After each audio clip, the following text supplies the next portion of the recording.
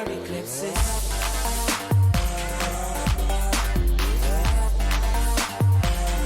Solar eclipses.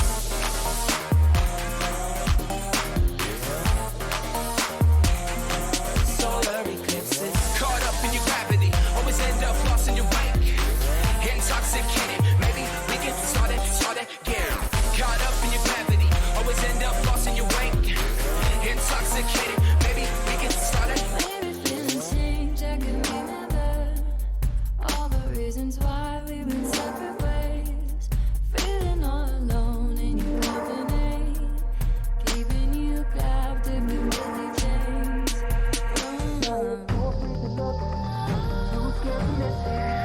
We're night and day, solar eclipses. Too afraid to look, too scared to miss it. When night and day, solar eclipses.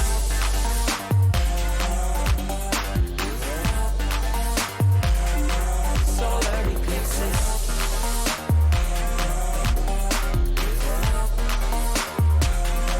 Solar eclipses. Caught up in your gravity, always end up lost in your wake. Intoxicated, maybe we can start again. Caught up in your gravity, always end up lost in your wake. Intoxicated, maybe we can start again. Tomorrow we build. Depends on the future we want, we can make it as real. Maybe we will go, give up the ego. Making it feel good. Too scared to just let it go. Too scared to just let it go. Tomorrow we build. Depends on the future we want, we can make it as real. Maybe we will go, give up the ego. Making it feel good. Too scared to just let it go. Too scared to just let it go. Caught up in your gravity, always end up lost in your wake. Intoxicated, maybe we can start again. Caught up in your gravity, always end up lost in your wake. Intoxicated, maybe we can start again.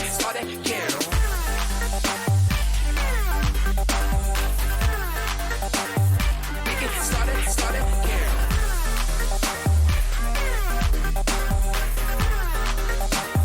We can start it. Good evening, Frontier Doubles League. It is a pleasure to be joining you on the casting booth once again. We have some very, very exciting playoff action for you today, but of course, I cannot do it alone. I have to have a co-caster with me, and I could not ask for a better one tonight. We have joining us on the casting booth, we have Blade. It's so good to see you, friend. How are you? Oh, I'm doing fantastic, Rhino. I've had a wonderful week. How have you been? Oh, I'm feeling really, really good. We had FDL Central last night, and we are hyped for this weekend of playoffs action. So I'm very, very excited to get this one underway. Blade, we have the Hornets taking on the Seagulls in Expert League, first round of the playoffs. What else can we say? I can't wait to get this thing underway. Yeah, I can't either. I'm excited to see what both of these teams are going to bring for us. Well, let's not wonder anymore. Let's get the players into the server and let's get this thing going. So, for your Seagulls today, we have Draxes and Reaper. On the side of the Hornets, we have Mythicality and WeLP playing in his first ever FDL playoff game, considering this is his first season in the FDL. So, welcome, WeLP. We hope we wish the best for you, but obviously Draxes and Reaper are a formidable team, so it will be very interesting to see how they get on. Good first save coming out from WeLP there as he tries to come around the side of Drax. Drax, getting it back into the center, maybe pinching that in a way that he didn't expect, but that's going to go back towards the Hornets net. WeLP is going to be there for his second save of the game, settling in very nicely as Mythicality is going to bring this one forward. Try to get it over the top of Drax. It looks like he has been able to, but that one's not on target. He's going to miss wide left, and now Wee's going to be able to pick up the pieces. Not quite. He's going to whiff that aerial, and now the Seagulls have control. Drax is bringing this one forward with some dribbling. He tries to get it over the top of Mythicality. Mythicality can't make the save, and Draxes scores the first goal of this series, 1-0 to the Seagulls. Yeah, that was just a nice carry, nice flick. Mythicality not able to get there in time. Just a strong play in the middle there from Drax to get it started early. Absolutely. So we move into the next phase of play then, as we, LP and Mythicality, trying to get something going. Mythicality sends this one up, maybe looking for that aerial. Oh my goodness, good challenge from Mythicality, just straight up going through Reaper, finding the bottom right-hand corner, and we're tied up again, Blake.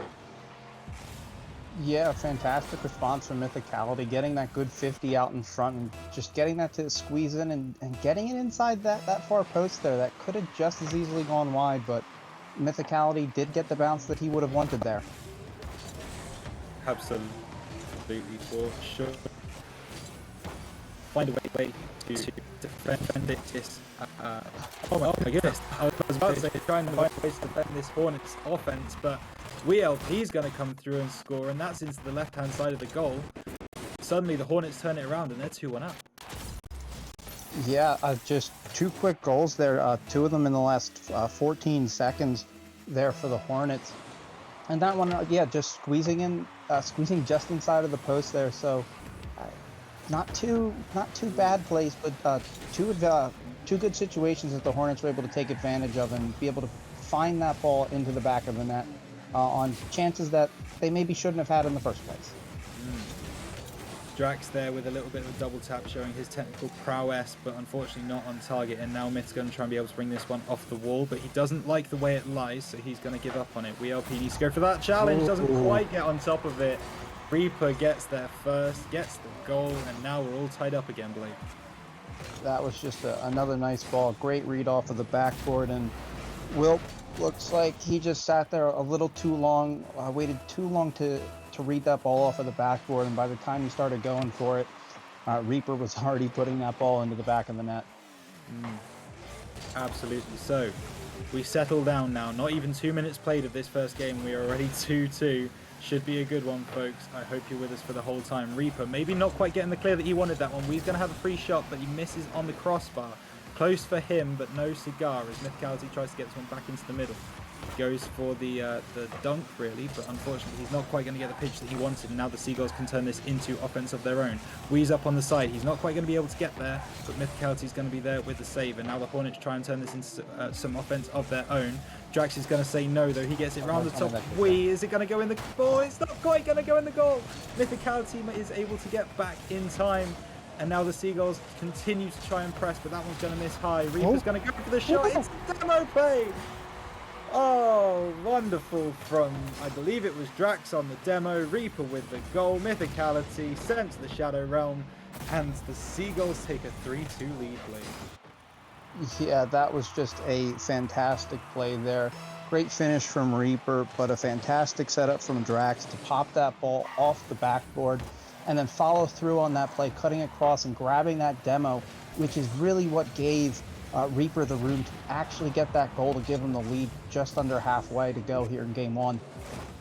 Absolutely, but still exactly that. There's about halfway to go in this game. Mythicality's trying to get there over the sub of Reaper, and Reaper doesn't have the boost to make it to the ball. Mythicality converting, and it's just goal after goal after goal in Expert League. It really is. I am trying to keep track of these so I know what's happening, and they are scoring so fast I'm having trouble keeping track. It's just been an absolute slugfest. It's been 6 goals in the last, or between 4 minutes and 17 seconds remaining and 2 minutes 15 seconds to go. 6 goals. 7. 7. Yeah. Make okay. that 7. Mythicality. That I want to point out this passing play from the Hornets. Right, they passed it round in the middle. They didn't quite get the way they wanted to, but we coming off that corner, passing to Myth, knowing where he was going to be, just able to get there ahead of the Seagulls defender. That's wonderful play from the Hornets, isn't it? Yeah, just another wonderful team play. That's back-to-back goals there from Mythicality, with an assist from Wilt. And if Reaper has that one, I swear. but they're looking good. Both teams have been using a bit of team play to try to find the back of the net, and they're both finding success with it. Oh, I see what you tried there, Drax, but it's gonna pay off the other way as Mythicality goes through and scores. And for the first time this game, there is a 2-goal advantage, this time to the Hornets. Yeah, it's been absolutely back and forth there. That's actually now 3 unanswered from the Hornets after the Seagulls put in 2 back-to-back. That was a tough one though. I believe Drax went for the demo, or at least the bump on Mythicality. Didn't quite find it, and that led to a problem. But oh, what a save from Mythicality from downtown. But Reaper might have the finish on this one. He doesn't quite.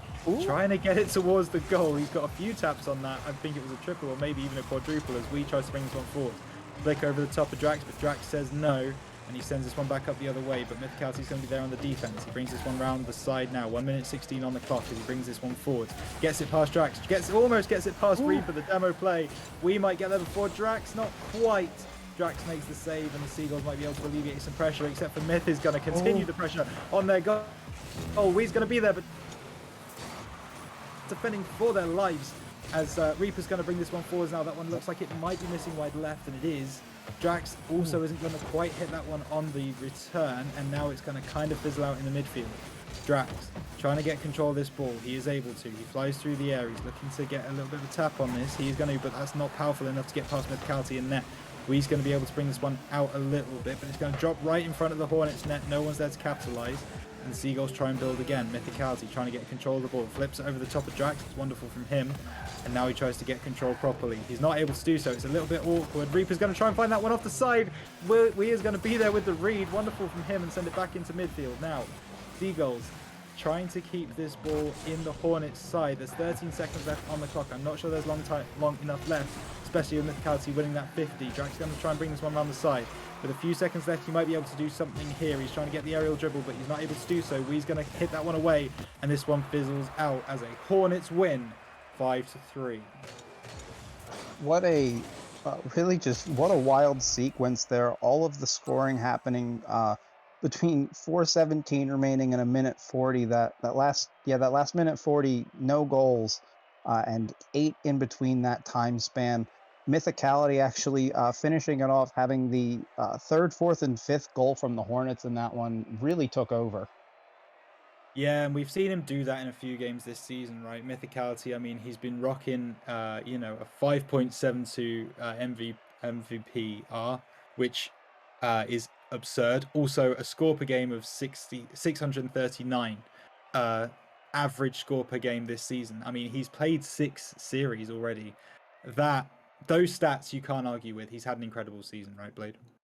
Yeah, he really has. That's just that's the Mythicality that I've been seeing this season when I've had the chance to cast him, is just usually just displays of dominance, coming in, being able to take over games like that, especially with that shooting efficiency, 4 goals on 5 shots. That's something that the Seagulls are going to need to try to fix to prevent Mythicality from even having those shots, because it seems like they are struggling to stop them. Absolutely, and let's see if they can do that as we jump into game 2 of this best of 7, folks. Get ready, because we could be in for the long haul if that first game is anything to go by. Very, very tight. Reaper trying to bring this one forward. Gets over the top of both of the Hornets defenders. 6 seconds into the game, the Seagulls are 1-0 up, Blade. Oh, just wonderful. Great carry there from Reaper. Good flick getting over the top and in between that Hornets defense to give that Seagulls team another early lead. But let's see if they can hold on to it this time. Absolutely. That is very well won on the kickoff. Kind of delayed his shot there a little bit. Knew exactly what Drax wanted to do and makes it into offense for the Hornets. But it looks like they're going to back off and give the Seagulls a little bit of room. We's up for that challenge though. Drax is going to be able to win it, and now it's pressure onto that Hornets defense. Mythicality is going to be able to bring that one round though. Gets there before Drax. He's not going to get there before Reaper though. Maybe looking for a little bit of a bump on the return. A little bit of a, hey, don't do that again. As Reaper tries to bring this one forwards now. Play it round Mythicality, not able to do so. We need to get there before Drax. He's not able to, and that might cost the Hornets here. It doesn't quite. Reaper's not in position. And now Mythicality can bring this one round. He's trying to get over the top of Reaper, his old teammate. But Reaper says no. He's there with the answer, and he's going to go for the second goal. He does find it into the bottom right-hand corner. And Reaper scores his second goal of the game to make it 2-0 to the Seagulls. Just a great play in the midfield from Reaper to take that and find the back of the net, really kind of catching the Hornets napping there. I don't think that they were expecting Reaper to make a play out of that. You could say he stung the Hornets. I won't do that again. Reaper with the block in midfield as we tries to make it a bit of a save. He's not going to be able to do so. Plays it right back into Reaper's path, and this one has a bit of a danger of running away from the Hornets if they're not careful. Well, Reaper is just on fire. That's a hat trick in a minute and 2 seconds there. But it is definitely looking like this can get very bad very quickly for this Hornets team if they don't find something soon. Because they have been doing what I said that they need to do to Mythicality and not let him shoot. They're also not letting Wii shoot as well, as that's a fantastic save from Reaper. That was a great shot coming in from Mythicality, but yeah, as we say, the save. He's looking for the double tap off the backboard. He does read it, but that one's not goal bound, and Drax is going to be able to clean up. Wii wants to send this one back towards the Seagulls net, but he's not able to do so.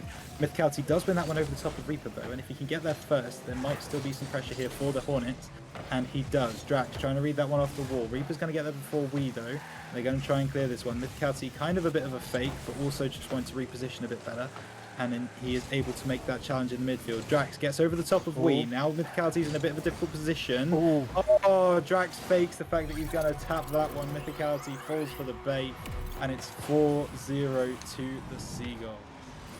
Yeah, we just with not the strongest of challenges, and yeah, Mythicality, I think even without that fake looked like he just it looked like he just jumped and used that dodge instead of maybe getting a double jump to try to get a touch on that one, because that one was just a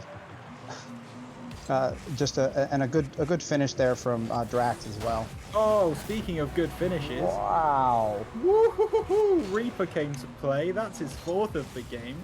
Comes around, nice little air dribble, finds the bottom of his carpet, reset, straight into the middle of the goal. Wonderful from Reaper.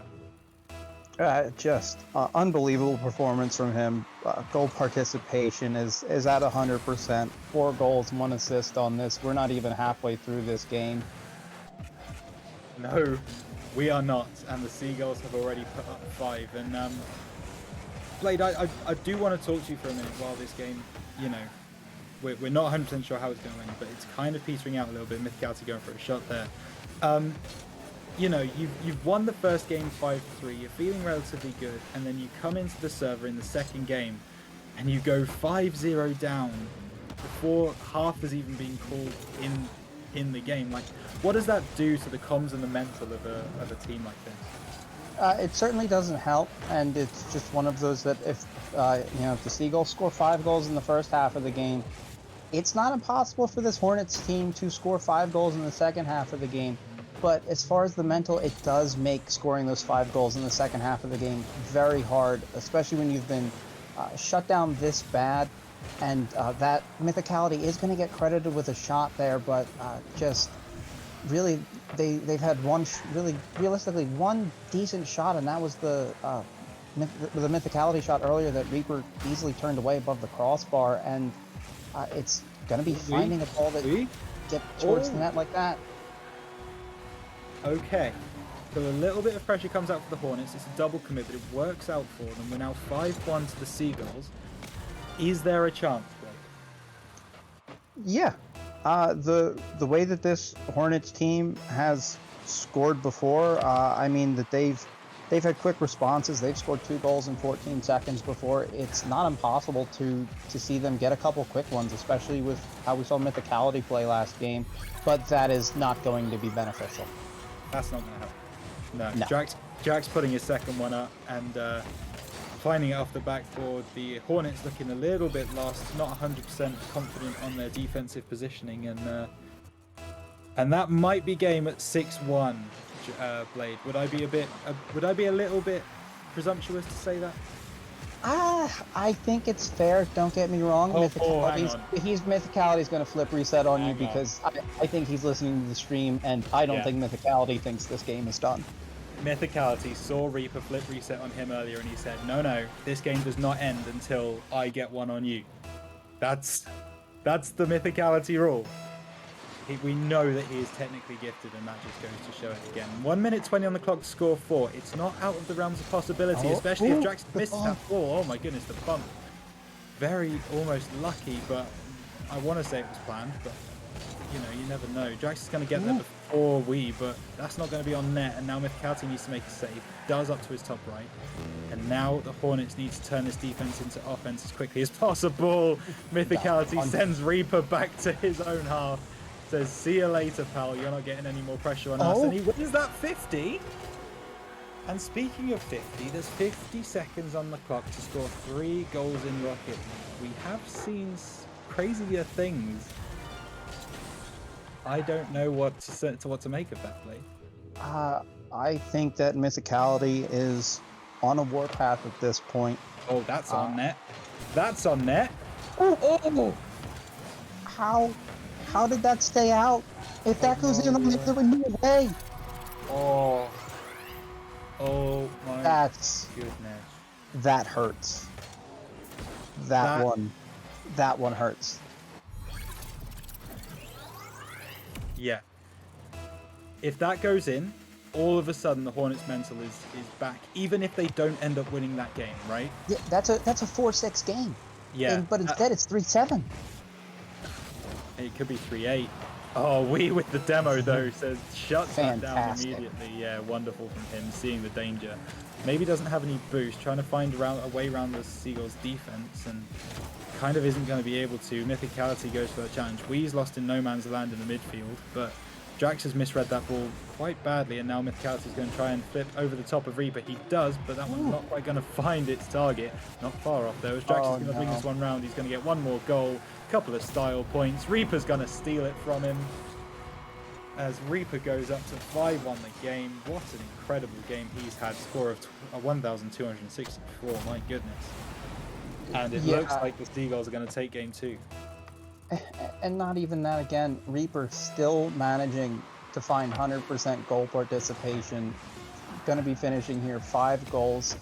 5 goals on 6 shots with 3 assists and 4 saves. That's an absolutely bonkers stat line. That's absolutely bonkers. So here's what we've seen. We've seen Mythicality take over game 1. We've seen Reaper take over game 2. What happens in this game 3 now? I think that these two teams have an idea of what both of them can bring. I think we're probably going to see a little bit less scoring. I don't think that we're going to have these high-scoring games, considering we've now had 19 goals through 2 games. I don't feel like that pace will continue, but I do feel like we will still see continued domination from both Reaper and Mythicality. Even at the end of that, Mythicality was stopped fairly well in the first half of that game, but did come alive in the second half. I mentioned at one point when I said that realistically the Hornets had 1 shot, the Hornets managing to finish with 9 shots, Mythicality taking 7. I feel like something that is also worth mentioning here is you see that We is a little bit further down the scoring charts in this game. It's worth remembering what the salaries are here. Mythicality sitting on a 14.9, Drax sitting on a 14.5, Reaper sitting on a 14.2, and WeLP is actually sitting on a 13.4. He is 0.8 below the salary of anyone else in this server. So what that says to me is, I mean, even to have won that first game, like, yes, Mythicality played really well, but We more than held up his end of the bargain, Blake. Yeah, and I certainly think that as important as Mythicality is going to be to this Hornets team, I do think that again, it's hard to win a 2v2 game if you're just going to be Mythicality. I don't think Mythicality is going to beat the Seagulls team by himself, and it's going to be how well is We going to play. Because if he played like he did in game 1, getting some solid challenges, making some good passes. Yeah, and Reaper just picking up right where he left off. I don't know what to say, because that was mean. That is Reaper mean. Living up to his namesake. The Grim Reaper takes Mythicality out and gets the first goal on the board for Seagulls. Reaper says, "That's for leaving me. That's for going to another team." And now they're going to get a second on the board if that one drops in. It's not quite going to. It hits the post. Oh my goodness. And Mythicality is going to have a shot on net here. And he gets the best of Reaper. Oh, it's the Reaper and Mythicality show. They're going back and forth, blow for blow. That's a fantastic read from Mythicality, isn't it, Blade? Yeah, that really was. He stayed center. He saw that Reaper decided to try to cut that one across the front of goal. So he read that really well and saw that he was just going to push that across, and Reddit kept his car straight and just popped it over the top of him. A fantastic read on the part of Mythicality, and he's been showing that so far, is that he's able to find those interesting reads out front. Absolutely, and I think that's part of the interesting thing, right? Mythicality definitely is playing out front for this Hornets team. He's always the one you see taking the shots up top, kind of being the aggressor, whereas we's normally sent kind of backwards on defense, trying to pick up the pieces in the defensive kind of area of the pitch. As Mythicality goes for another shot here, looking for the bump play. I think they did. Oh, Mythicality sent we on a mission, and he succeeded. Yeah, from the corner angle we had, I saw Mythicality pick that ball up, and I saw we just drive straight towards the goal, and I could only imagine he was looking to try to find a bump on that play there. And I will say, we is not going to get an assist on that one, but he was definitely the person who helped manufacture that goal. He definitely deserves it, yeah. Drax, though, speaking of deserves, that is a wonderful solo goal, flying through the midfield, over the top of Wee. Gets the best of Mythicality, because Mythicality misreads the flick, and we're back to a tie ball game, Blade. Yes, we are, and that is the first time now in the last... There's the first time, I think, in the last 12 goals for the Seagulls that Reaper either did not score on it or assist on it. Wow. For them. Yeah. Wow, quite the stat there, as we now trying to make the most of this offense that the Hornets have. But Seagulls are going to bring this one back forwards. Mythicality needs to read that one off the wall. He does, and gets a big hit down towards the Seagulls net. It's not going to be on target, but it's just going to put the pressure on, as Reaper now knows that he needs to get rid of this ball, and does very well over the top of Wheat. Now trying to get it over the top of Mythicality. That's a little bit of a harder mission, and Mythicality shows his prowess in goal as he makes that save. Now Drax flying through the air, seeing what he can do with an air dribble, as Wee tries to read that one off the top. He does. Drax almost read that block, but not quite able to. But there's no one in net for the Hornets. They're all spent. And all of a sudden, this game just keeps going back and forward as the Seagulls take a 3-2 lead. Yeah, it was a good sequence there from the Hornets. We had a great position on the backboard to try to get that, and Mythicality was positioned fantastic on that follow-up. And from my angle, I couldn't see what happened to them after that, but yeah, it seems like they both just evacuated the net while the Seagulls remained there and were able to just touch that in. As Drax is going to finish that up from Reaper. Yeah, that's a rough one. Mythicality missing the aerial, and we kind of wanted to hit that one a bit further away than he was able to. Drax is going to be there on the cleanup every day of the week, and now we've got a 2-goal advantage for the Seagulls. In this game, maybe it's heading in the same way that Game 2 did, Blake. Yeah, it certainly is. That's now 3 unanswered from the Seagulls. Hornets not having scored in almost a minute and a half at this point, and it's looking like that I think they're really going to need to hopefully try it, do it. I feel like the usage of Wee is probably going to be really critical to the Hornets' success as Drax makes the save. Oh my goodness. I have no idea how that's just happened. Wee was getting absolutely hunted by Drax there as Reaper wove in and out, trying to find an opening, but it looks like the Hornets are going to be the ones to find the opening, but Mythicality can't get a shot on net. Wee is trying to make himself a nuisance, but unable to. Mythicality wins that one in the midfield, now trying to find it off the wall, but Drax might get there before him. Mythicality, another nice read off that hit, and now Wee needs to do something, but he's going to send that back into his own net. Maybe giving Mythicality another chance to get some possession, and he does, back into the midfield. Wee wins that one over the top, and now Mythicality's on the hunt for this ball, trying to get it in front of Reaper. He does, over the top of him, but Drax is in net. And now he's going to bring this one forwards for the Hornets. Mythicality misses that one. Wee needs to get back, and he needs to get it back quickly, but it's not quite going to work. Reaper, you should have hit it. Yeah, he touched that. Oh my goodness, is Mythicality now coming back up the other end? 45 seconds on the clock. Maybe clowning, maybe something. I'm not 100% sure, but if the Hornets score now, the Seagulls are going to feel real silly, as Mythicality able to get some pressure on the Seagulls. Drax needs to hit this one. He does. Mythicality not going to take the risk of challenging in the midfield, and the Seagulls are able to bring this one back towards the Hornets' net, and it looks like they might be able to get a shot on net, but not quite. Mythicality is able to make his presence felt, and now we sending this one towards the Seagulls' net as Reaper plays it over the top of him. We trying to get like a little bit of a bump, is able to, but that's going to find its way right back into Drax. Mythicality's not going to have the boost to get there, and they put the exclamation point on, but eventually, Blade. Yeah, that that completes 4 goals there from the Seagulls. They were down 2-1. Now they're up 5-2. This time it was Drax, but Reaper again, solid game here. 4 out of 5 on goal participation. Oh, he's gonna get one for the roof. Ooh, not quite. No. He's gonna try and keep it alive. They are gonna try and keep this up. Reaper. Oh. Falls to the floor. Yeah. Okay. So let's just quickly recap the scores, Blake, because I know you've got them in front of you. Yep. Game 1, yeah, 5-3 to the Hornets.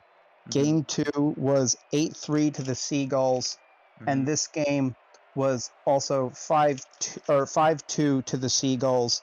So that added another 7 to our total of 19. We are up to 26 goals through 3 games. Yikes. Yes. Okay. So, a reminder to everyone, obviously, if we were playing a regular best of 5, then the Seagulls would be 1 game away from going into the next round of playoffs. But playoffs are very special, and because they are so special, we are playing BO7s. Please correct me if I say something wrong. Nope, we're doing BO7s. We're doing BO7s. So the Seagulls still need to win 2 games. The Hornets are not out of this by any stretch. How do they turn 2 losses on the bounce into going back to winning ways like they were in game 1, Blade?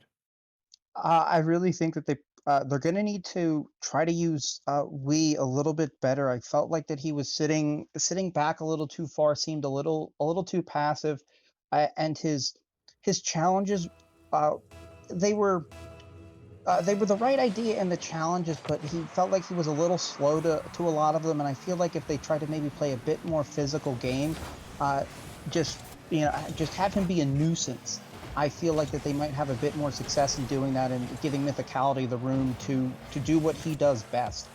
Just let we be the distraction, and Mythicality can get down to business.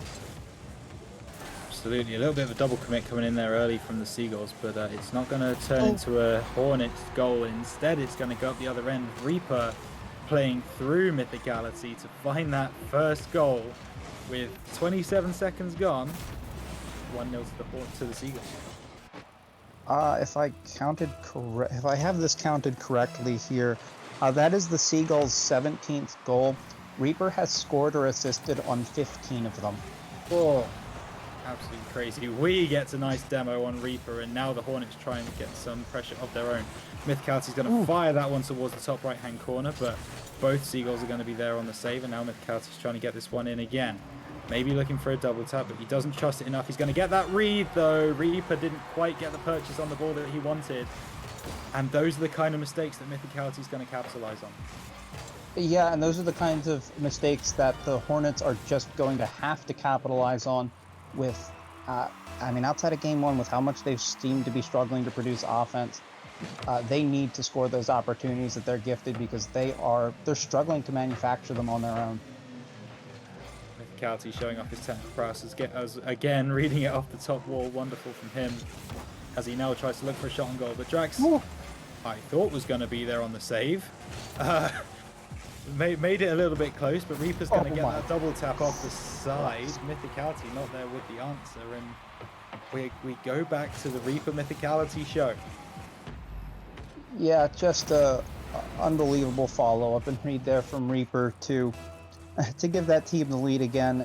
He's absolutely on fire. I really don't know what you can do to stop this guy. He's near 100% goal participation, and his shooting percentage has been fantastic too. Like, he's shooting, I think, above 70-80% so far. I don't know how you stop that. No. And it's not. It's meant with no disrespect that I say this, but Reaper actually has the worst win-loss record in series on the Seagulls side. He's actually 2-4 in series this season so far. So in theory, he's been the. I don't want to say the worst player on the Seagulls this season because that's very unfair. But stats would suggest that he's the least winning player on the Seagulls. Which, when he's putting up performances like this, you just wonder either A, how that's happened, or B, how much he's improved across the season. Frankly. Yeah, I think it's a little bit of both, and I also think that I just think that we're seeing a peak Reaper performance tonight. That a lot of this game is all about consistency, and it's not to say that and I'm sure Reaper has certainly improved over the season. I don't know if I've had the opportunity to cast anything, any of his games this season, but going to improve. But night just one fun night for him. He's looking so confident. He's looking real good, but Mythicality also looking real good as he tries to bring it down the middle of the field. But Drax is going to be there on the save. Wee's going to send that one back towards the Seagulls net, and that looks goal bound. It's just going to miss wide right. And the Hornets make the same mistake that the Seagulls made, not making sure, not getting that final touch. Mythicality trying to bring this one forwards now, but Reaper's going to be there on the save without too much issue. We may be looking for the challenge, but he's not going to go for it, and now he's going to try and get on defense. Reaper tried to pass to Drax there, but not quite in a good enough position. Now Mythicality's going to try and get this one into the box. Drax with the save, Reaper with the clear. And now the Seagulls have some offense as Reaper's trying to bring this one round on the side. Wee's going to miss that one in the air, but Mythicality's going to be there to clean up without too much problem. Now Wee's going to also get on the end of that one, except Mythicality's going to take it off his bonnet. A little bit of argumentativeness coming from the Hornets team here as we trying to get this one into the middle. That's probably about the ball that Mythicality needed because Reaper was coming in at speed, but he's unable to convert that one, and we just trying to keep the pressure on. But Drax is going to get there first. Now Mythicality needs to pick up that boost. He's not been able to do so, but he does get in front of the goal in time, and now he tries to get that one in front of Reaper, but he's got the boost to be able to get back on defense. And now this is a bit of a game of ping pong, trying to keep up with where the ball is going and where it's going to land. Well, we with two fantastic 50s. Mythicality says, get out of my way, I'm going to score a goal, and he does just that. Just a great play there. I mean, knocks his teammate out of the way, but I think that one's kind of okay there. You do get that goal, and it does tie this up. And the Hornets still have a chance here. It seems like it's really going to take a bit of a magical play from Mythicality with some help from Wee, and a bit of luck in hoping that Reaper can't make something special here in this last 45 seconds. Oh my goodness, that was special. Speaking of a magical play from Mythicality, he's not Mythicality just because he is mythical in all walks of life, and that is a fantastic flick over the back of the Seagulls defense. If things stay the same way, we have a tied series. Yeah, we will, and Mythicality has been finding his way, and he won't have an opening here unless Reaper can get back across on this one, and he does! What a save. Unbelievable. Nice pinch coming in from Wee to keep the pressure on, but Mythicality's already back to halfway. He's going to be scratching his head, wondering how that didn't find its way into the back of the net. With 20 seconds left, the Seagulls probably want overtime at this point, and Reaper's going to be the one to do it if he is going to do it. He's got the ball, but he's not quite got that on the top of his bonnet like he would like, and Mythicality's going to be able to read that one. Oh, Reaper almost takes it away from his teammate there. Probably a little bit communication dodgy. Drax going to try and take out Wee. He is chasing him, but he's not able to do so. Mythicality's back on the defense. That ball's going to drop. And we are 2-2 on the series, Blade. I have to say there, something that may have been missed, but Mythicality beat Reaper to that back corner boost. The last we looked at Mythicality, he had something like 70 boost. And then when Reaper got that ball, he had about 12. I think if Reaper had gotten that boost, there would have been a bit of a better chance because it looked like he just felt like he was handicapped there at the end with that lack of boost that he had. And that was just I think a very subtle moment that really defined those last couple seconds there of Mythicality just getting that boost denial so the Seagulls could not set anything up there at the end, and man was on a mission. 3 goals on 9 shots. He did not give up. Absolutely on a mission. You can tell that in the score. Absolutely took control of this game in particular. And I kind of want to bring it back to a point now that we're getting right into the meat and potatoes of this particular series, right? We're 4 games deep. It's a best of 7.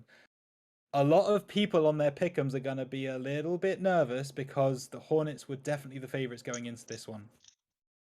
Yeah, they certainly were, and it certainly really looks like it's been at least to me so far, it's really felt like it's been the Seagulls series to lose, and it's the Hornets to try to win here. They seem to be the team struggling a bit more. The Seagulls, even in that loss, still looked very in control. Right. Here we go. That's a good bounce. To get it, it's going to drop for Mythicality, but not quite, as now he tries to find this one back into the middle, but Reaper's going to be there on the reposition, and now Wee needs to get up and win this ball. He has read it, though. Very nicely done from Wee. And now the Hornets need to try and clear this ball, and he gets over the top of Drax. He needs to get it past Reaper as well, but Reaper wins that 50. Now Reaper trying to get it into the box for Drax, but unable to do so. Mythicality now bringing the ball forward, trying to get it up onto his bonnet. Pass to Wee.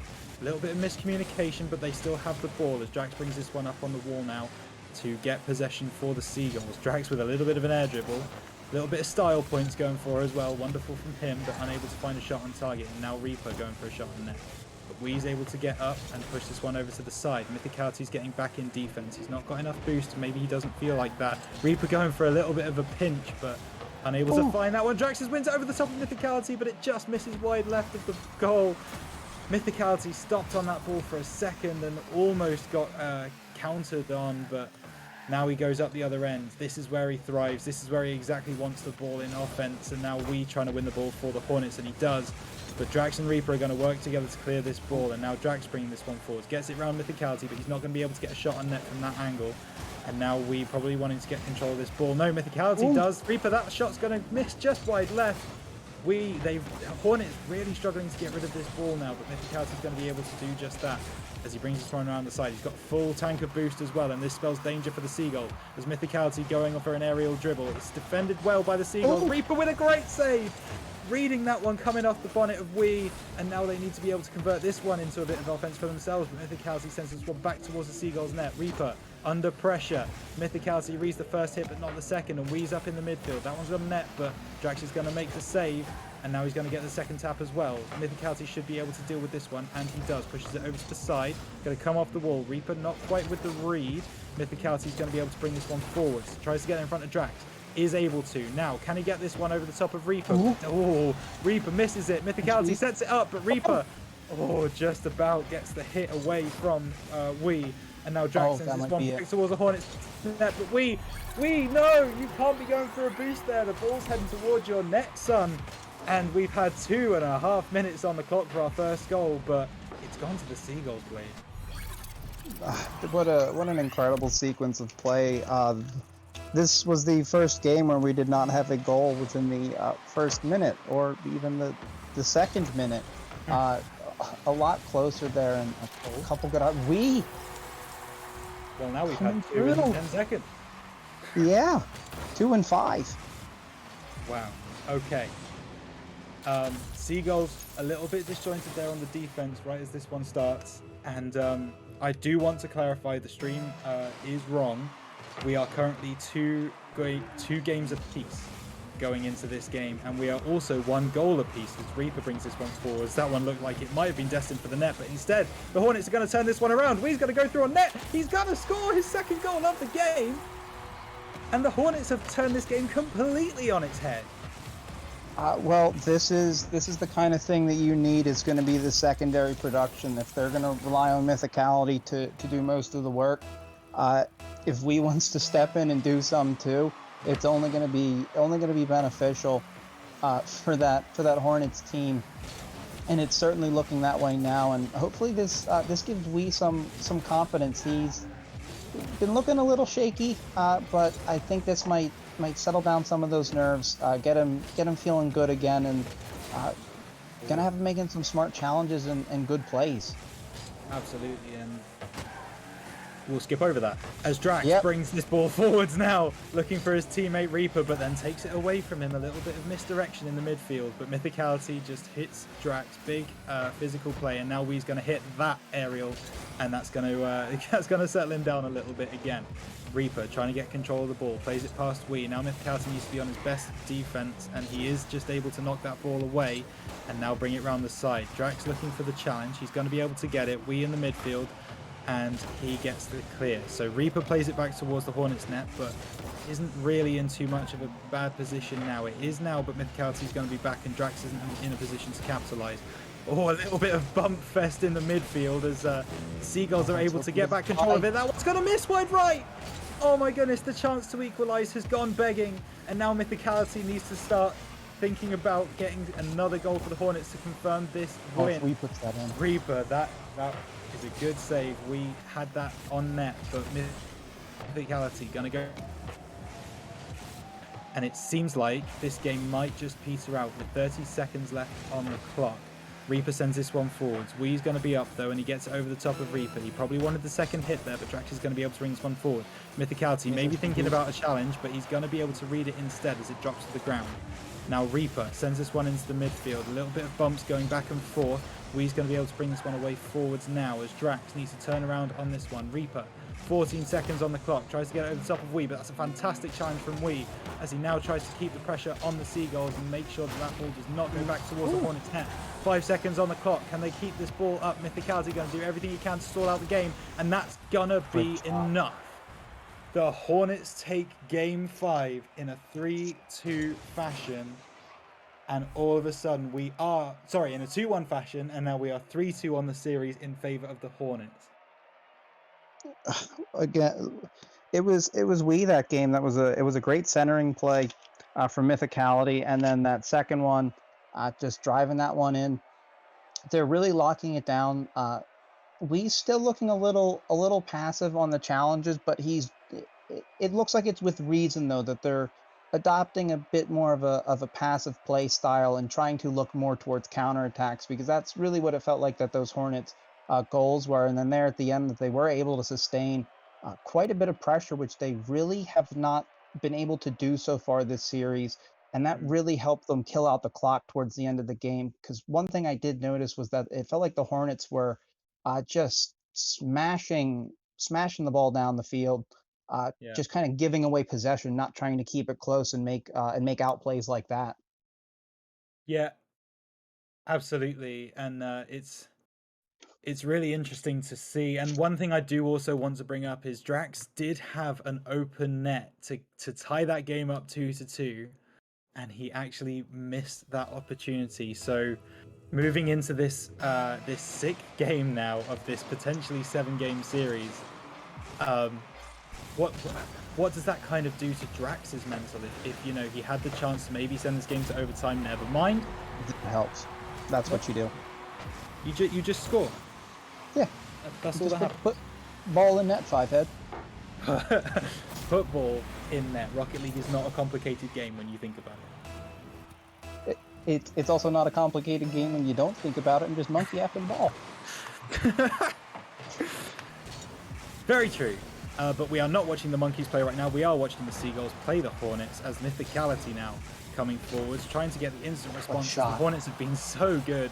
That shot had some venom on it, but Reaper's going to be there with the shot. And now Drax misses that ball, but Wee's going to be hit by Reaper, a little bit of a body there, and now Reaper's going to try and bring this one forward. He's looking for the left-hand side of the net, but Reaper's going to read it. Now Wee's going to get the challenge. In fact, he's not going to get challenged at all. Drax is going to wait for that ball to drop, and it might have been the right decision until Mythicality's there on the defense, and now he's going to try and bring this one forward.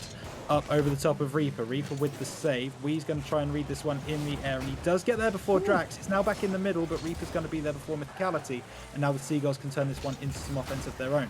Drax getting this one into the midfield. We needs to read this one. He does, and Reaper's going to be there on the midfield to keep the pressure on the Hornets though. Mythicality trying to get it past Reaper, only partially is able to do so, and Wee's going to try and bring this one forwards. Not quite able to read that one off the corner though, and not able to read the second one either. Drax hits that one towards the net. Mythicality's going to be there with the save. Reaper's up. Can we make the save? Can, but Reaper's going to be there on the second touch, right on the goal line. It's 2-0 to the Seagulls. Reaper with some fancy footwork to make sure that ball hit the net. They certainly didn't make it easy for Reaper there. Great first touch, great second touch from Wee, and almost had that last one, but Reaper was finally able to squeak that one in. This Hornets team is looking a lot more solid. Yeah, absolutely. The Seagulls finding their rhythm as we now trying to put pressure on that Seagulls defense. Mythicality's going to beat Drax there. It's not quite going to find his way into the net though, and Reaper needs to make the save. He does. He plays it onto the crossbar of his own net. Bit of a risky play, but that one could come back to bite the Hornets now as Drax wins that one over the top of Mythicality, and Mythicality's left in no man's land. It's a 2-on-1 for now as we tries to get this one clear. Reaper off the wall though, and Mythicality's found his way back to defense. That's a nice little pinch around the corner from him. Now he just needs to get it past Drax, but Drax says no as he comes back, finds this one off the wall, needs to get it into the midfield for Reaper, but doesn't quite get the touch he was looking for, and now Mythicality's going to be able to clear this one onto the wall. He plays this one forwards. Reaper trying to kind of read this one, trying to get it away, and he is able to do so on the second touch. Round the side. Wee's not going for the challenge, or he is now. He's going to get it over the top of Reaper. Drax is going to be able to make the save though, and Mythicality's debating whether going for that. He is going to go for it on the second attempt, but Reaper's going to be there right with the read. And now Wee trying to get this one back into the midfield, but Reaper is being absolutely wall-like in that corner of the arena, and Drax trying to bring this one forwards now. Tries to get it over the top of Mythicality, but Mythicality with the 50 able to win that one. Wee also keeps his pressure on the Seagulls. Mythicality looking for the shot. That was a very cute angle, but not quite able to find the net. And Drax is there with the save. Now Reaper's bringing this one forward through the air, maybe looking to get it on the ground, but Wee's going to be there to send it back into the corner. Reaper needs to read this one off the wall, not able to do so, and now Mythicality's going to be able to bring this one away. Over the top of Drax, he's trying to get there, but Drax with a 50 is going to keep the pressure on the Hornets. Wanted to double tap off the back wall, but not able to read it. Mythicality to give that one a little bit more boost, a little bit more spice, sending that one back towards the Seagulls net, but it's not going to find its way home, and now the Seagulls take back control. 1 minute 50 on the clock. Wee trying to get the Hornets some kind of a foothold in this game, which they have not been able to find yet. Drax though, oh my goodness, he's just missed the right hand post. That's the second time the Hornets have hit the post this game. Could have dropped, wasn't able to, and now Mythicality just trying to do whatever he can, but Reaper's going to bring this one forward. Challenged by Wee though, really nice 50 from him, but Drax is going to take out his teammate in net, and now Wee's going to try and 1v2 this thing. He is able to do so, but he's going to miss wide right of the goal, and now Drax is going to try and bring this one away. Mythicality now has a full tank of boost, and he's going to use it to defend that ball, but he's not quite going to get the read. Is Wee going to get there before Reaper? He is. Reaper trying to reposition and find this ball into the midfield for Drax to help, but unable to do so. Reaper with another 50. Wee tries to play this one around the side of Drax, and he is able to. It's a 2v1 in favour of the Hornets right now. Wee trying to get this one over the top of Reaper. Nice flick, but unable to do so. But Mythicality's going to be there for the read. Drax with a save. He converts this one away from the goal, and Mythicality now needs to try and find his teammate, but Reaper's going to be able to bring this one away. It's all Seagulls defense, but they're doing so well right now as Drax gets that one into the path of Reaper. Reaper, is that destined for the net? It's not quite. The Hornets are going to have a chance to defend, but they're not going to be able to do it. 40 seconds on the clock. The Seagulls convert, and it's 3-0 on the game. I did not know what Reaper was trying to do with that ball. I didn't know if he did have the angle. It looked like he was would have been able to touch that one in on his own. That was a wild play to pinch that one in with literally just enough power that it popped out perfectly for Drax right there. That was a unbelievable play on the part of Reaper. Absolutely, and 3 goals in less than 30 seconds now seems like too big a hill to climb for the Hornets, especially as they both overcommitted on that one. It's going to go through for 4. So I now want to talk to you, Blade. We are 4-0. We are going to a sudden death game 7. Yeah, it's going to be a fun one. I mean, these have been pretty back and forth. I guess game 6 is really more reminiscent of some of the first games in these series, considering the last 2 were relatively low scoring, and both 1-goal games. Is okay, Reaper. Okay, Reaper. Reaper doing Reaper things. That's fine. That's his 4th goal of the game, to go along with 1 assist. He is yet again 100% on goal participation. Wow. Yes. It's just what he does. He's also 100% shooting. Reaper absolutely putting up numbers in this series, that is for sure. So we're going into a game 7. this ball's going to touch the ground very, very soon. Excuse me, Mythicality does his best to keep that one up, but not quite. And so 3-3. The Hornets won the first game. The Seagulls won the next two. The Hornets won the two after that. And now the Seagulls win that game to tie us up. I don't think anyone is going to call where this next game is going to go. No, it's really been back and forth. Each team, really, I'd have to say when the Seagulls win, the Seagulls win. They take their winning margins so far. They've had 2 5-goal margins and a 3-goal margin, and the Hornets have been winning close ones. So I feel like that might be a bit of a obviously a bit of a better indicator is that if the Seagulls go up by a lot, 5-head, they're going to win. But if the Hornets can keep the ball out of their net and keep themselves in it, they did take 6 shots in that game, and they probably really should have had at least 2 or 3 there. But if they can just convert on those couple opportunities that they get, that's what's been winning them these games. It's when they're not converting those shots, when they are just smashing the woodwork like that they're losing. Absolutely. Converting and being clinical is the name of the game in Game 7. Now, this is the situation we're in as well. None of these players in the server right now have won a playoff game in FDL history. That is a sad stat, but it is a stat nonetheless. And so what that means is there might be a chip on the shoulder of most people in this server. So obviously it's Wee's first ever playoffs experience for the Hornets, but also it's the second playoff experience for the people like Mythicality, Reaper, and Drax. So let's see. Let's see who is able to withstand the pressure of the game. As Reaper sends this one back to midfield. We misreads that one. That's okay though. There's no pressure coming out from the Seagulls, and Mythicality is going to be able to get this one in the air exactly where he wants it. Now, into the corner. He needs to find his teammate, tries to play it off the wall, doesn't quite get the purchase on it that he wanted, and Drax is able to bring this one away.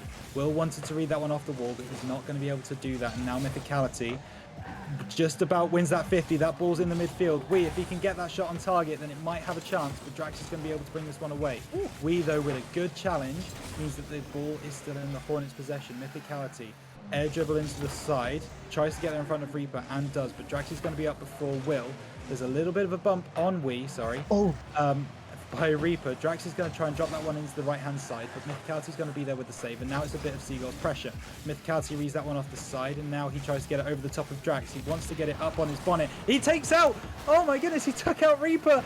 Drax with an incredible save. Mythicality trying to complete it, but Drax is going to send that one back down the other side. Now it's a straight drag race between Drax and Mythicality, but Mythicality just about wins it out and says, see you back in your side of the arena, as we now trying to get the best of this ball. Drax looking for a shot on net. That one's going to hit the back wall. Maybe looking for a second hit, but he's not going to be able to do so. Mythicality reads the shot from Reaper. That was point blank range, and Mythicality steps up to the task, and now he's trying to bring it over the top of both Seagulls' defenses.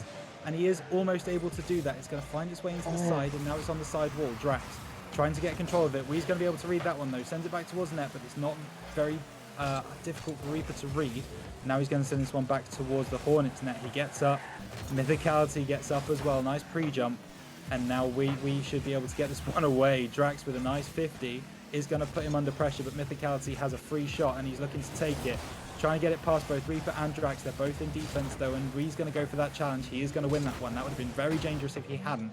Drax bringing this one back forward for the Seagulls though. Mythicality up for it, and he is able to get it. Wee does have a free shot. Drax is going to stay in net though, and he might regret that. He does not. He makes the save. Wonderful from him. Mythicality thought he had a free shot. Drax says no as he comes back for another bite of the cherry. Reaper sending that one onto the top wall. That could be a huge mistake from the Seagulls, and it is Reaper almost thinking back to Season 4, thinking him and Mythicality are on the same team. You're not anymore, pal. And now the Hornets take a lead 1-0. Yeah, and that's what I was talking about as far as the opportunities that they can have. That is the Hornets' first goal on their 7th reported shot, compared to the Seagulls, who have taken 3 shots. So it's Reaper. That one is going to Oh. find its way in. Okay. So you were making a very good point about shot percentage, and I very much appreciate it. We, with that unfortunate misread on the wall, means that the Seagulls are right back in this, and it's 1-1. But we know what has happened when the game has been close before, Blade.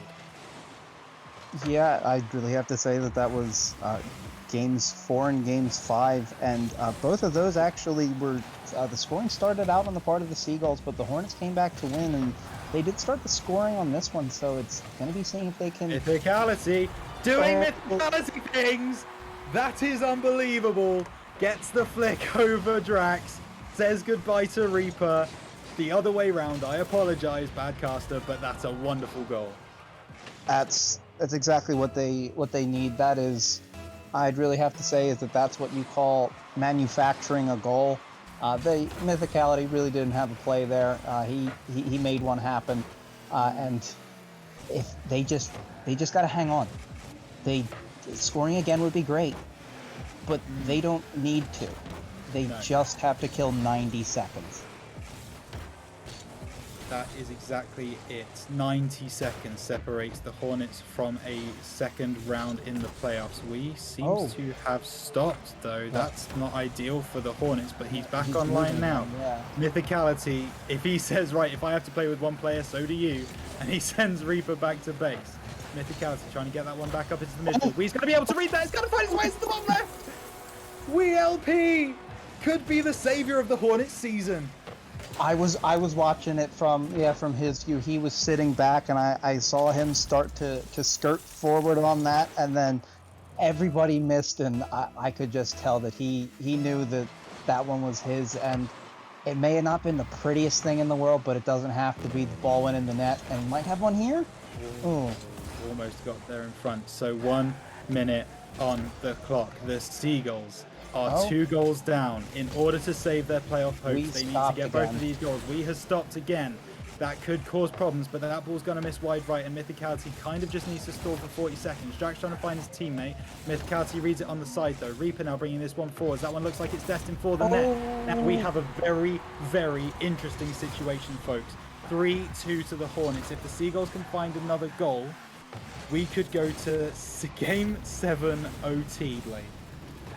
yeah, we could. And looking at that one there, it really did seem to be that he went out of his way for a mid boost. It seemed a little peculiar from my end as to why he would do that, but I think that's what left that opening there in the back. Is that might find the first stop. Mythicality, that's an incredible save to keep the Hornets in the lead. Here's the- Drax, oh my here's goodness, the- Drax has done it! No, that's open. It's open. That's all they needed. Drax with the demo play, Mythicality in no man's land. The Seagulls tie it up with 12 seconds left. Reaper, okay. Just and I mean I hate that Drax doesn't get an assist for that, because that goal doesn't happen. Because that goal doesn't happen without him, and I thought that was the point of the assist, is that this goal doesn't happen if you don't do a thing. But I mean, I guess touching the ball is a requirement, but that's really That's in the that's really midfield. Oh my goodness! But I ladies was and about to blow the Game roof off 7, this place. Game 7 overtime. Next score wins. Next score moves on. Goal wins. Reaper sends that one forward. my God. Mythicality with the shot. That one's going to miss wide left. Not quite on target, but what an incredible strike from him. We takes it off his teammate's bonnet, but that's only because Drax was putting a load of pressure on. And now Mythicality, with a full tank of boost, can now try and make something happen. He pushes around to the left. Reaper's going to get there before him, but he knows it, and he flies through the air to make the save. And now the Seagulls have some pressure. Wee's going to be there on the boost. It doesn't matter. That one's not goal bound. Drax trying to really make it difficult for this Hornets defense. So Wee gets it over the top of him, and now he brings this one forward. Could it be Wee LP in his first FDL season to be the savior for the Hornets? He's doing it all right now. A good 50 from him, and Reaper misses the ball. This could be it now. Mythicality. Reaper's missed the ball again. Mythicality trying to get it over the top of Drax, but he's not quite able to do that, and now it's going to find its way back into the midfield. Wee trying to get that one over the top of Drax. He is able to do so, but Reaper hits the ball back into midfield. Mythicality doesn't get the shot on it that he quite wanted, and now Drax has an opportunity. Mythicality trying to make the save, and he is able to do so. Reaper's trying to get this ball back into the midfield, but Wee's going to be there first. Try to send that one back over the top of Drax. Drax, if he misses this, it could end in disaster, but he keeps his cool and also keeps his bonnet intact. So now Reaper in a 1v2 situation, now trying to get this one back forward. Drax is going to be there on the defense now. Reaper trying to get it over the top of Mythicality. He is able to stall him up for a little bit as he now brings this one forward. Mythicality, oh my goodness, goes for the boost instead. Very brave. He must have known where Drax was though in order to make that play. Now Drax bringing this one forward. Wee not quite getting the hit that he wanted, but Reaper's not going to go for that challenge, and that could be a problem. Great save coming out from both of the Seagulls there, but they were in panic stations right there as Mythicality goes for that 50. Not quite able to get it. That one's going to miss wide left. And now Reaper brings this one back forwards. We've had almost 2 minutes of overtime, folks. You do not want to change your channel right now. Drax bringing this one forwards on his bonnet. Mythicality needs to make the save, and he is just about able to do so. Reaper's going to be there on the return, though. We needs to get up, and he needs to make the save. He does do that, and he keeps the Hornets alive in this game. Reaper gets it over the top of Wee. Mythicality's not going to go for that challenge. Yes, he is. Gets it over the top of the goal. He's looking for the second tap. He's got it! Mythicality! The read of the on it. I can't quite believe that the Seagulls haven't made that save, but Mythicality sends it into the ground, and he also sends the Hornets through to the next round in the playoffs. Unbelievable finish. Usually these kind of overtime, I'm sitting here at this point saying, no, not like this, no, not like this, but unbelievable shot from Mythicality to win it. If you're going to win a series, that's the shot you're going to win it on. 9 shots in this game, 14 for the Hornets, peppering the net. Volume is what won for them. I'm trying to collect myself after that particular game. I have to say, my heart is racing at 500 beats per minute. I have no idea what the players must be going through. Hopefully, we will get them in. In fact, we might even not be able to because we might need to go through onto our next game. So we'll just have a check with production. But for now, we just have to make this official. The Hornets come out as 4-3 victors over the top of the Seagulls in what has to be one of the craziest playoff games in FDL history. Yeah, and I can give you the rundown of these series scores again. Hornets took game 1 5-3. Seagulls took game 2 8-3. They also took game 3 5-2. The Hornets took game 4 3-2. Game 5 2-1. Seagulls took game 6 5-0, and then 4-3 to the Hornets with 2 minutes and 19 seconds of overtime. This series had everything. It had blowouts, it had close games, it had comebacks, it had game 7 overtime, it had a 0-second heart stopper in this one. Because let's not forget, the Seagulls almost had that opportunity there at the end of regulation in game 7. They really did. Look, I would love to talk about this this particular series at length, but at the minute we are gonna have to move on to our next game. So all I will say is what this means is the Hornets move on to play the Penguins in next week's playoff semi-final. The winner of that will go on to the playoffs final for Expert League. If this game is anything to go by, you are not going to want to miss that. Okay. So, now that we've all managed to calm ourselves a little bit down, here's the situation. We have some Adept League coming up for you in 4 minutes' time. It will be Blade also joining you with Oddfellow on the cast, and we will have Owls taking on the Hornets. Oh, what a start to our evening. It can only get better from here, folks. Stay tuned. We'll see you in 4 minutes. Don't go anywhere.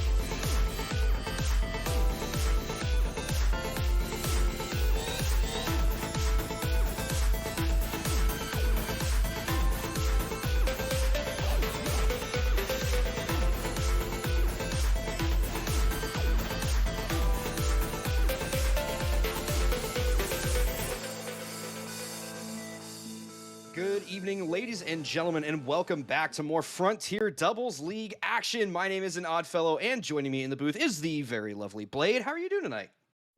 Oh, I'm doing great, Oddfellow. How are you? That was a fantastic series that I just am got to cast. so upset that I was not paying attention to that series, but I have heard stories about what just happened, and I am so mad that I missed it. But hopefully, Blade, you still have some energy left over for me, because this matchup that we have coming up here, I think, it has the potential to be just as energetic. Oh, I certainly think so. I think this Hornets team and this Owls team are going to give us a fantastic show tonight. Well, I'm hoping that this particular iteration of the Hornets team does a little bit better than the Hornets team that I casted last night. However, I am very, very excited to see this matchup because this is a depth league. The previous matchup was Expert League. The one coming after this is Expert League, but this is depth. So this is kind of showing you where the growing roots here at FDL. And so it's really, really going to be cool to see how these teams end up facing off against each other. I do not have the stats directly in front of me to tell you who's what seeding or who's had what record going into this, but I'll be completely honest. I said this last night. I throw seeding and records out the window when it comes to the playoffs, because playoffs are a whole nother beast. It is all about who shows up and wants to make it to the grand finals and who is just here trying to play on the pitch. Yeah, I'd have to agree as well. I usually like to bring stats with me.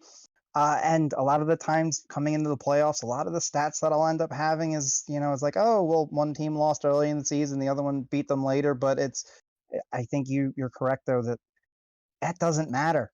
This is a whole new season right now.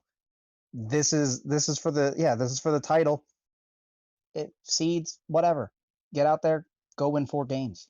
Exactly. Yeah, this is definitely shaping up to be quite a battle between these two teams. The Owls roster, I believe, is composing of Dougie Jones and Postman, and I'm blanking on the Hornets roster. If Blade wants to fill me in there. I do not know. I cannot see any of the other players in the to the lobby website. Yeah, click to the website. Yeah, to know what the rosters are. Because do we have these guys in the lobby? They are, but we have that fun little bug where we can't actually see who's them here. Yeah. Okay. Gotcha. Okay. So where are my Hornets? Okay. So Adept Hornets. Okay.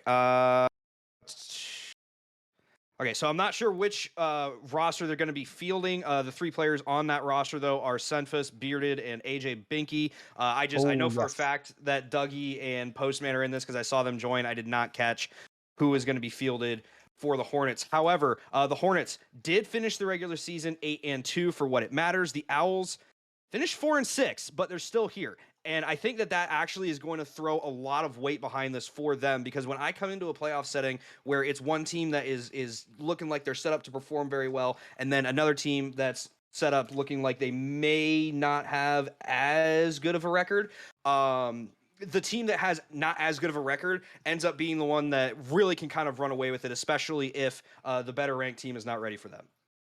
Yeah, certainly. And I was actually told from production that it will be Senfis and Bearded Moors for the Hornets. And I have also been corrected on my record here. The Owls definitely were not 4-6. I don't know which league. Oh, that's okay. It's because it was showing me Elite League. The Adept Owls finished 7-3. The Adept Hornets finished 8-2. So record-wise, much closer than it looked like. Either way, I still think this is going to be a very, very tight matchup between these two teams. Oh, I think so. And I mean, unless you got anything else you'd like to say, do we get these guys in the lobby? Yeah. Absolutely. Yeah. Let's get this going. It's playoff time. It's playoff time. I want to see playoffs. Let's do it. All right, we're gonna go ahead and get these players on the pitch. Once again, that is going to be Bearded and Senfis on the side of the Hornets, Postman and Dougie on the side of the Owls. And Blade, I want to know, just going into this, because I feel like you're a little more experienced in the league than I am. I've only been here a very small time. Just from your experience, who do you think is going to have the upper hand coming into this? As Dougie says, hey, guys, the Owls have it. Really, I found that it's going to be a matter of who can figure it out faster, and this is kind of what you look for in the start. There is who gets these quick starts, who can maintain those quick starts. because the Owls certainly doing that so far.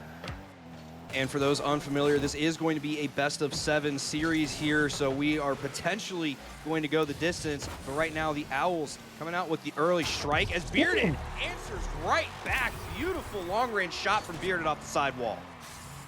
Yeah, that one had a hell of a lot of power that I didn't see that one having as much there, and I don't know if Dougie thought that one just wasn't gonna make it, but it caught that far side there, and I feel like that was a bit of an unexpected one there for the Hornets.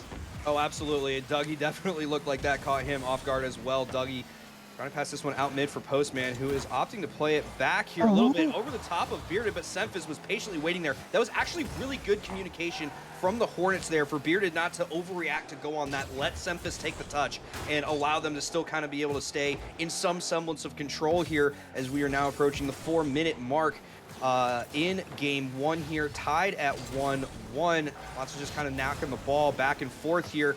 I think what's going to be really interesting to see here is if teams opt to go for a more physical play style, like lots of bumps, lots of demos, or if there's going to be a lot more of a mental game behind it, lots of dribbles, lots of passing plays, and all that kind of stuff coming into play here. Yeah, I certainly think that what we'll end up finding is a team that finds a nice mixture of that. It's always good to have those dribble plays to get those fakes, but sometimes you just send the house, send somebody out in front, get them in front of that ball, find a demo, just open up that net, get that free goal. It's going to be just trying to make the most of whatever opportunities the other team gives you. As Postman making the most of that one, being handed the ball out front and is able to, slightly awkward angle, find the short side. Yeah, and that's some of the benefit to that lengthy dominance that he's running there. Postman, beautiful patience, waiting for the touch, coming from Bearded there. I like what Bearded was trying to do. It just looked like he either wanted a little bit more oomph on the shot, or he thought Semphis was going to be a little bit closer behind him to maybe give him some help. But either way, great job from Postman there to give the Owls the 2-1 lead as Dougie now tries to pass this over to Postman. Postman gets the touch, but is not able to get it past Bearded. Beautiful defense coming out of Bearded there, but ooh, Blade, we might be seeing some passing plays coming out of this Owls team tonight. I think so, that they definitely have some potential to do that. Dougie obviously has a lot of mechanical ability there, and the Postman has shown a penchant for scoring, so I feel like we could see some mechanical plays from Dougie into some nice shots from the Postman. And here's the beautiful thing about Post. Post is just as mechanical as any other player, and he is a finisher. If you lose track of him, he will punish you for it.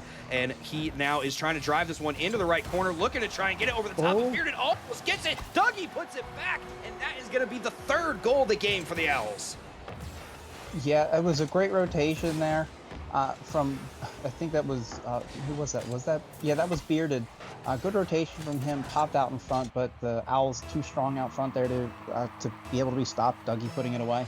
And that's one of the beautiful things about twos is that you can kind of maintain that pressure. Now, you do have to be careful about how you're applying that pressure offensively with only 2 players, because if you overcommit too much, you're going to just get beat over the top and leave a wide open net. I haven't seen that happen yet in this game, but it's going to be interesting to see as players start kind of getting used to how each other are playing when that starts to happen. As Dougie tried to get a double tap off the wall there, but no dice. Semphis and over the top of Postman. Looking for the follow-on shot. Dougie does put that one away off the backboard. Like what Semphis was going for there, just not quite enough heat on it to get it past the defender. Postman taking his shot.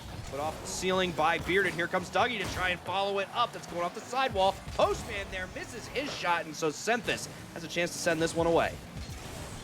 Yeah, I'm looking at the cars here. I do have to say, when everyone gets a chance, Bearded Moors with a very thematic car there with the yellow with the honeycomb decal on it. Mm-hmm. I also like how both of the Hornets decided to go yellow body with the blue wheels.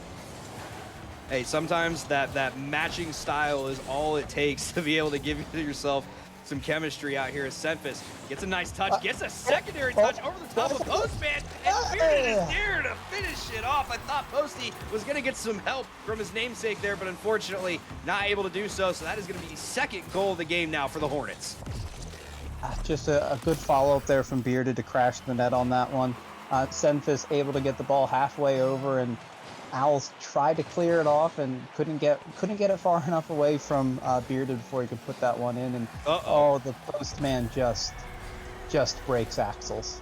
And this is what he does basically for a living. Not only is he mechanical, he knows how to use his brain against yours as well. Fantastic job there by Postman, answering one goal with another. That lead is back to 2 for the Owls.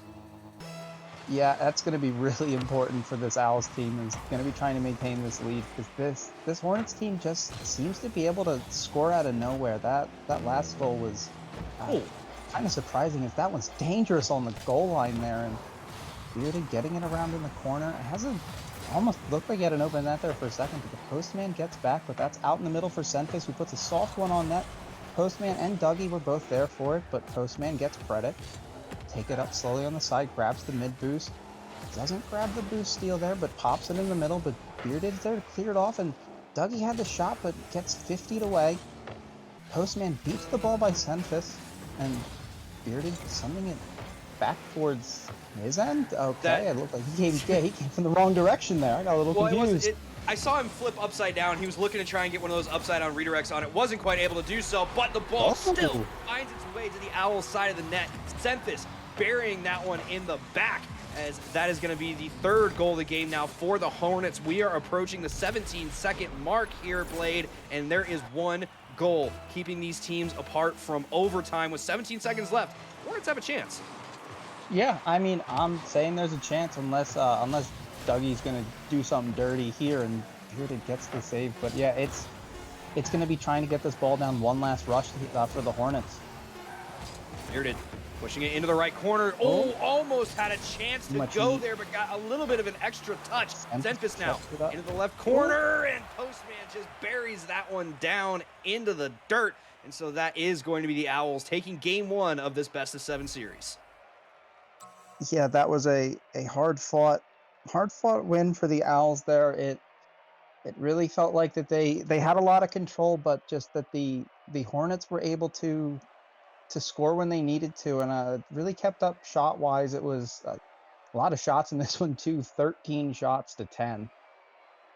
Yeah, the Owls definitely had a very, very significant offensive pressure advantage there, as opposed to the Hornets. It just felt like most of the game was spent in the Hornets side of the field, and I think a lot of that came down to how the Owls were controlling their clears. You know, like they weren't letting the Hornets get clears past the midfield, and B, when the Owls were getting clears, they were doing something with them. It wasn't just, get the ball out of here. There was a purpose to it. It was either a slow clear to keep control, or they were booming it downfield to a teammate to try and rev the offense and get it going quickly. So the Hornets definitely, I think, need to pick up the pace of play here just a little bit going into game 2, but best of 7, it's a long series. Lots of Rocket League still left to be played.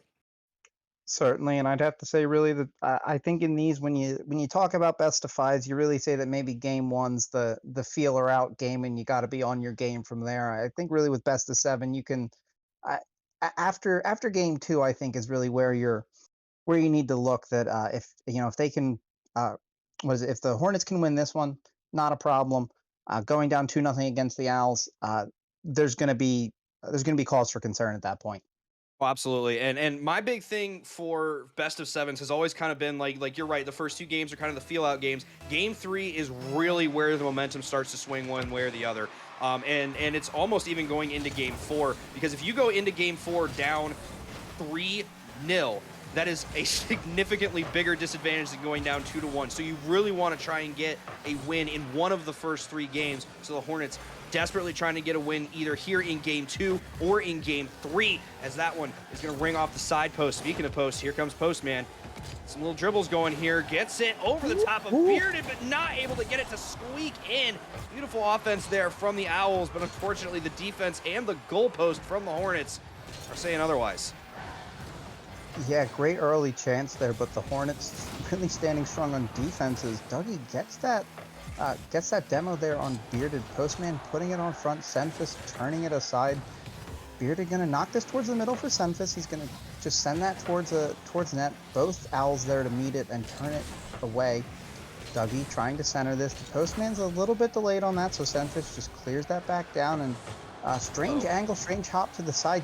Senfis with the touch to center it, but the Postman clearing it over the top just enough that it's not a problem, and Dougie able to clear that one down and gets it around Bearded in the corner, but it's going to stay there. He's going to turn off of it and just let the Hornets take it, but turn back and keep this in their half as, oh, Bearded with the heel side flip, man. As, oh my God. Seth was about to rail that into his own net. Oh, The Postman Postman. touched that in. Oh my goodness, what an angle coming out of the Postman, comes flying down from the heavens and just slots this one past Where did he find the both room? defenders. Where did he find the room to do that? See, that's the beautiful thing about Posty. He makes the room happen. He will make these plays somehow appear out of thin air. It's a beautiful thing to behold as Dougie tries to drop this one now down into the net. 3 minutes, 30 seconds still left in this game. 1 goal advantage for the Owls.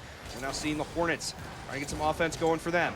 Bearded gets his pass one at midfield, but Dougie is right there immediately. Posty going for the bump, not able to get it on Senfis, but he is there for the follow-up. The pressure from the Owls, too much for the Hornets once again. Yeah, it looked like Bearded, or sorry, no, it was Senfis, excuse me. Senfis jumped on that ball that came off of the backboard and then just, jumped on it, jumped on that rebound shot as well, thinking it was going to go up and just dropped off the front of the car into the net. Just some bad reads from Senfis there, and you hate to see it, and hopefully they can get one back. Man, almost getting a nice dunk there over the top of one defender, but not quite able to make that one connect. The big thing that I'm noticing here right now is that it just looks like the Owls are playing a little faster. Postman almost too fast for his own good. Almost own goals that one, but the Owls kind of getting away with murder a little bit on that one, in my opinion, Blade. Oh, certainly. That one was definitely a couple mistakes made out front. It seemed like neither of them were going for the ball, and then the Postman just flipping into that one and almost sending it into his back corner. Senfis has a foot race here, and he's going to beat Dougie to that and cut the lead in half. Those are the kind of open nets that you can find yourself in when you get a little too overcommitted on offense, like it looked like the Owls did right there. So the Hornets, I think if the Hornets can either slow the pace of play down to where it looks like they're trying to play at, or start picking things up to catching up to the Owls, I think we'll start seeing some more success from them here. But they really have to start focusing on when these mistakes happen from the Owls, because they're there. The Hornets just haven't been taking advantage of them much until that last goal. Yeah, and the bit I've also been noticing is that that the Owls do seem to have most of this pressure here, and I think what the Hornets are going to do, that if they're comfortable just sitting back and playing defense, that's a great setup, and I'm just going to stop that thought. I don't think the Hornets are going to be okay sitting back and playing defense. So they can be okay sitting back and playing defense, but they have to know that every time one player is centering the ball in front of the net, the other player is going to be there immediately. What the Hornets have to do in this situation is they have to start keying in on that, because that was a really good situation where if they had managed to squeak the ball out, they had a chance at an open net because of how pushed up the Owls were. That is an unfortunate touch from Bearded, but Dougie not able to make him pay for it. Senfis gets one now over the top of Postman. It's going to be 2v1 for a second as Postman hustles to get back. Bearded into the right corner. Dougie is able to send that one away before Senfis is able to put the pressure on, but here he comes now off the backboard. Postman sends that one away, and it just seems like these offensive pushes from the Hornets are so short-lived that they don't even really have a chance to let their offensive plays develop. Yeah, they really don't, and it's really odd too, because they are actually getting over midfield with a lot of boost as they just missed there, but do get that rebound, and despite that goal, this scenario of them coming down, and again, that's the problem there, is that you're missing on that first shot, and that good thing Senfis was there, but that could easily just be cleared out of the way, and they're still down by 2. It was a good shot by Senfis to be there, but also one thing I want to point out was Bearded getting a little bit of a touch on the Postman on the far corner, which slowed him down just enough to not being able to come back to make the save. And speaking of Postman not making the save, here comes Bearded tying the game up now with 1:20 left to play. Beautiful half volley shot there. Postman just not quite enough speed to be able to catch up to that and keep that from going in. So Blade, just like that, we are tied with 1:20 left.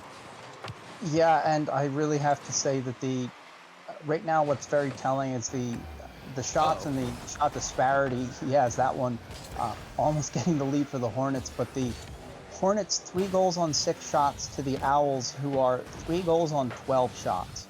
And I think that just says that the Hornets are playing a lot more of a counter-attacking game, as Dougie almost drops that one in. Well, also that counterattack game is definitely working for them, obviously, as it's resulting in goals. My thing, honestly, is I'm almost a little turned off by the fact that the Owls have as many shots on goal that they have, but only have 3 goals to speak of. Because yes, there are a lot of saves being made by the Hornets, but a lot of these Owls shots are just kind of ringing off sidewalls and backboards, and so the accuracy, I think, from the Owls, maybe a little bit left to be desired here, but we are ticking down to the final 30 seconds, Blade, and it is still a tie game. Yeah, and I think you're certainly right as far as that the accuracy on these shots is something to be desired. When I said that there were 12 shots, they're now up to 14, still on 3 goals. 3 for 14 is pretty damn atrocious. And even then, the Hornets have 7 saves, so when you add up that with the 3 goals, that's 10 of 14. That's at least like 4 missed shots, as this game 2 will end in overtime. Game 2, and we are in our first overtime of the series here. Much closer game than we saw in game 1, as Bearded sat underneath Postman. Dougie fires this one up. It's going to find the ceiling. Postman with a bump on a defender, but not able to turn himself back around to make the shot. Dougie was looking for the angle, but not quite able to get it. We're going to see Dougie again pressuring this in the left corner and getting the bump onto Bearded as well, leaving it a 2v1. Postman and Semphis. Postman just barely not able to get the touch that he is looking for, so that one not going to result in points for the Owls. However, this ball still dangerously on the Hornets side of the pitch. Finally, Bearded able to get a clear out, but immediately turned back in by Dougie. Here comes Postman looking for the angle, and he is going to get it. What an angle for Postman. Yeah, that's just an absolutely incredible angle. There is not a lot of room there, and especially to sneak it in between Semphis and that post. Unbelievable shot, and that's well worthy of a game winner there, and a fantastic pass from Dougie as well to go along with that Postman finish, and the Owls taking game 2 by the same scoreline as game 1. They're up 2-0 in the series with 2 4-3 victories. And these have been very, very close, game 1 and 2. The issue that I'm finding is that, again, the Owls are putting all this pressure on. The Hornets defense is doing an incredible job. I do just want to point that out. The Hornets are doing a fantastic job at turning away the pressure the Owls are putting on them. They just really have to start keying in on the offensive miscues that the Owls are making and turning it into points. They did it successfully 3 times in this game. They really have to start focusing on that going into game 3. And I think one of the biggest concerns that they should have is how they need to be controlling their clears, because they're really just kind of in swat the ball, get it out of our net kind of territory, but that's giving the Owls time to rotate back in and just immediately put pressure back on. So the Hornets, I think the biggest thing for them is to really start maybe slowing down their clears, kind of get some closer, kind of keep the ball closer and really try and physically push the ball out instead of just slapping it towards the other side of the net. Yeah, I did see that from actually the expert Hornets in the prior series was that they would that with this, that the sustained pressure from the Owls that they can generate in the Hornets half, you end up getting pinned underneath your net. The Owls end up getting into the corners, getting these boost steals. So now you're under your goal, low boost. That all of your boost ends up just being trying to panic clear this ball down towards the other end, as Postman is not going to let me finish my sentence before he gives the Owls a 1-goal lead. I was about to say, speaking of panic, Postman making the defenders panic here from the Hornets. Bearded and Semphis having a little bit of a miscue there. Not sure who was going to go for that, and so Postman able to get an easy open net there in the first 7 seconds of game 3. And again, this is the pivotal game in the series, because if the Hornets find themselves down 3-0, they have to win 4 games in a row and perform a true, honest reverse sweep to try and stay alive here. But Semphis says, no, sir, we are not done yet. Don't start talking about 3-0 victory in the series, because it is now tied 1-1 in game 3. And that's a solid recovery there on the part of the Hornets, getting one back like that. Great pass from Bearded Moors into the middle there for Semphis. Semphis putting it away on the first touch, and those are the kind of goals that they need. Is that those are balls that have been going off the post, have just not been going in. That's how they're going to have to play if they're not going to be getting a lot of shots. Is that when they do get those, that's what's going to have to happen. It's going to have to go in the net. There's no other solution. They're going to get beaten otherwise. I do like what the Owls are doing here. It does seem like every time one of them is going for an attack, the other one is either setting up a pass or going for a bump demo. However, I do see that potentially coming back to bite them if they're not careful about how they're doing that, because if they both commit that hard and the ball ends up squeaking past them, what a touch there from Senfis to get it just underneath Dougie, and that gives the Hornets their first lead of the series. That was unbelievably soft touch there, just gently caressing that ball with the front right tire there.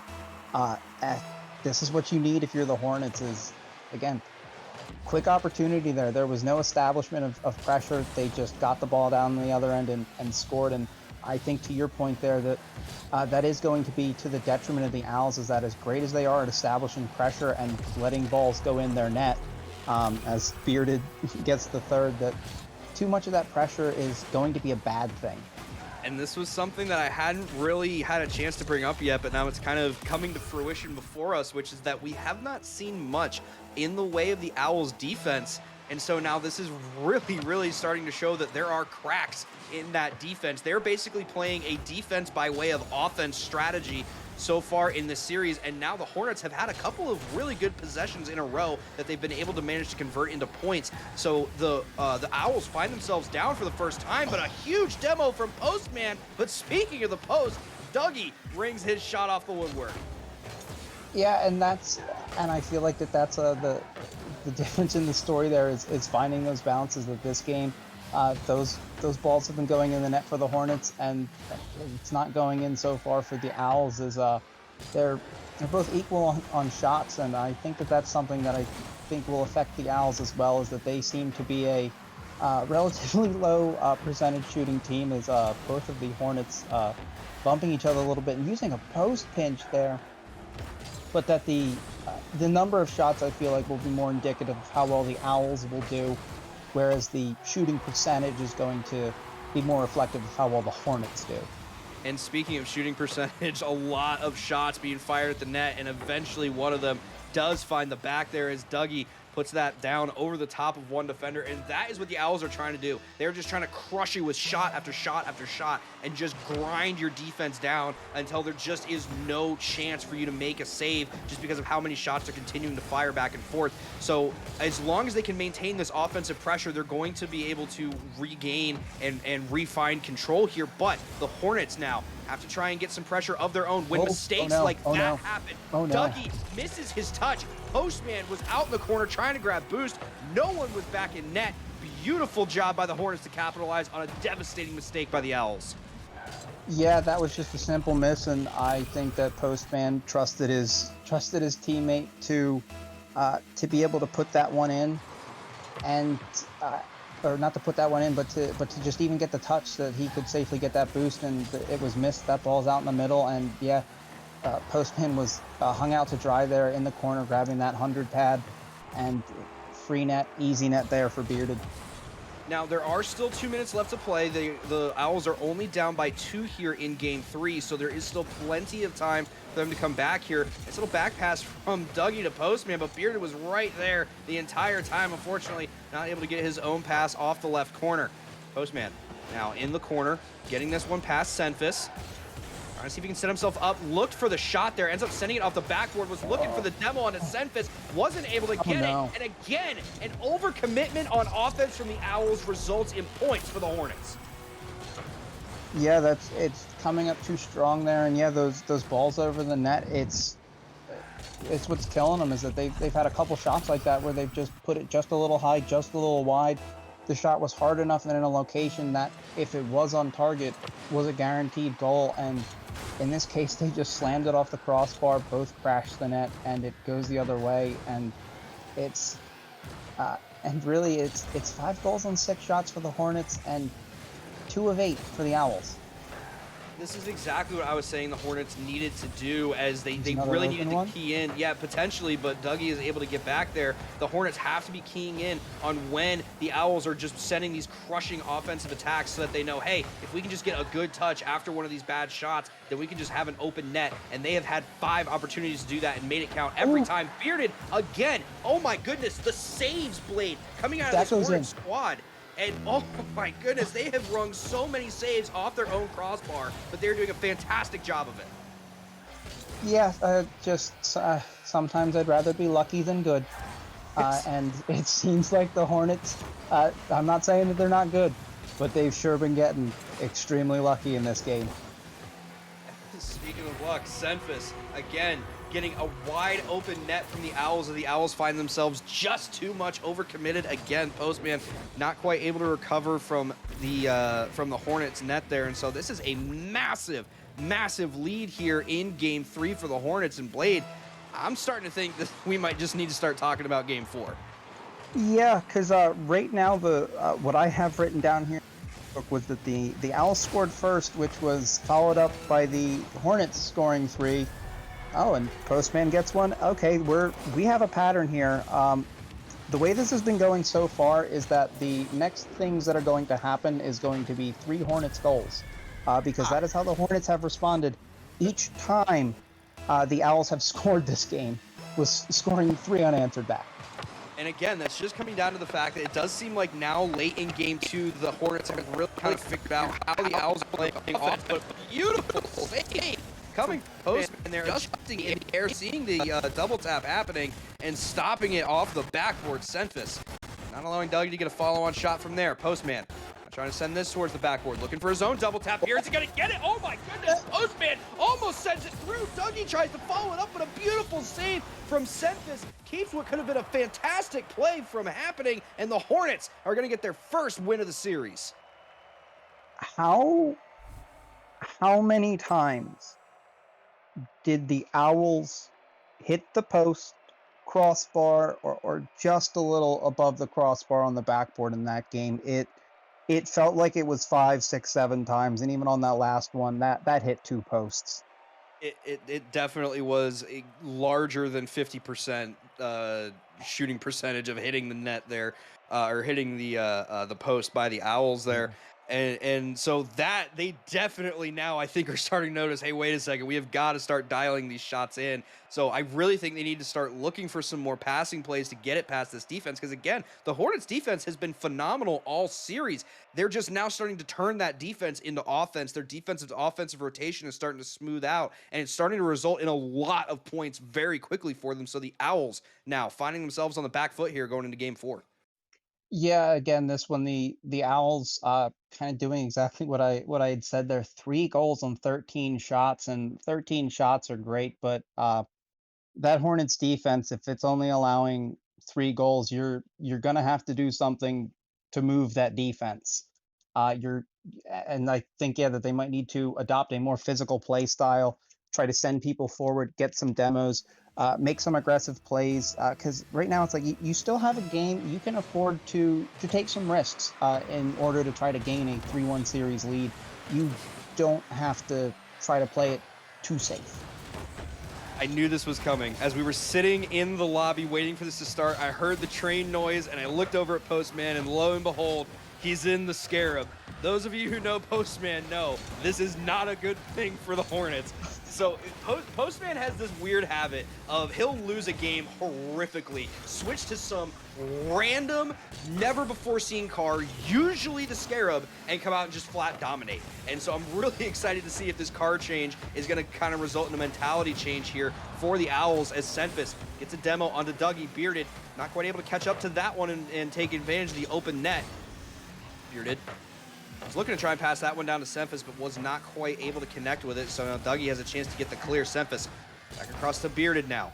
Lots of pressure being put by the Hornets on the Owls side of the field, and all 4 players running away from the ball there. Bearded is the first one that's able to get back to it. So now it's starting to be a little bit of a flip of the script here, Blade. We're starting to see the Hornets now starting to be the ones applying the crushing pressure onto the Owls.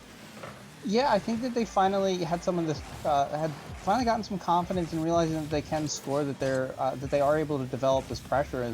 As Dougie's going to bring it back the other way, but Senfis turns it aside. But it's, I guess, definitely a good change of pace. As the Postman is, he looks like a menace in that thing. Like the way that thing moves around the field, like it's menacing. I would not want to be facing him. He's a true believer. He's a true believer of the become the ball mentality. Oh, yeah, exactly. Yeah. He's going to regain by the ball. Yes.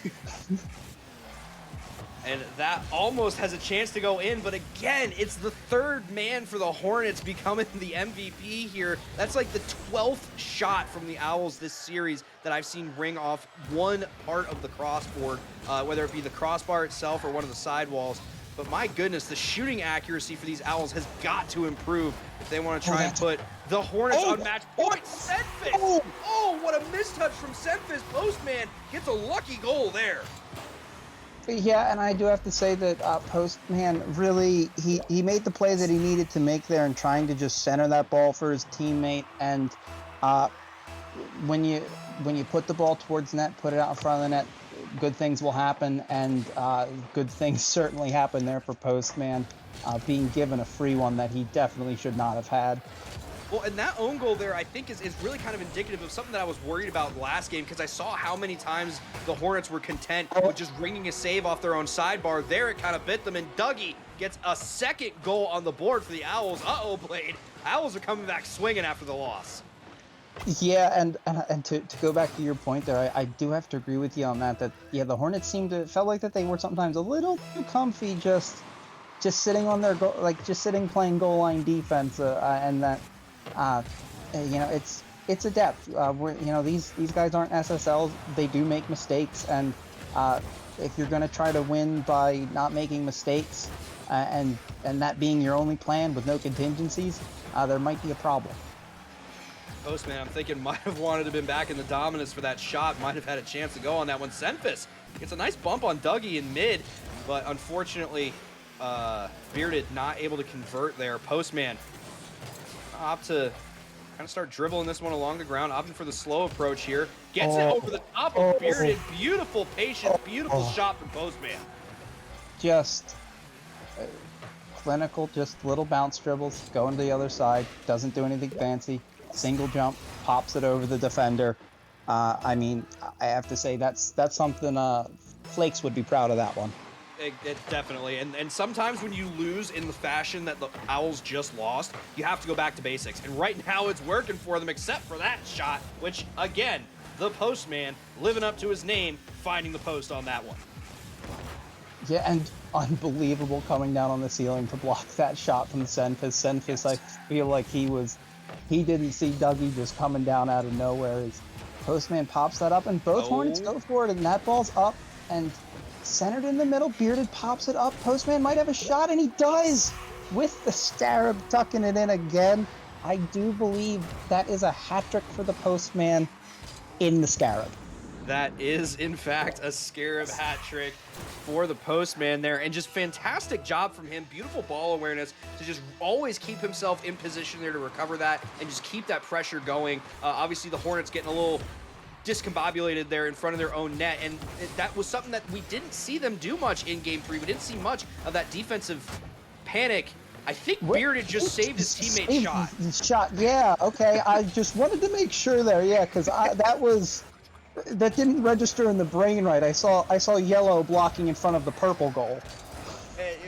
I think they might have been trying to do some form of passing play there, and it just didn't work. Bearded had another chance at a pass there, but that one gets turned away by the defense of the Owls. Now Postman coming off the wall, not quite able to connect with that one. Fortunately, the Scarab not quite long enough to get that touch.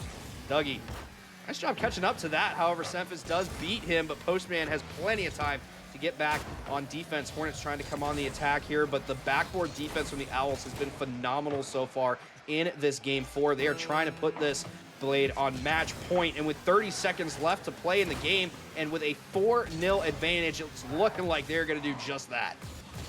Yeah, this is definitely a lot more of a complete game from this Owls team. That the Hornets were able to keep it close in those first two, get that win in that third game.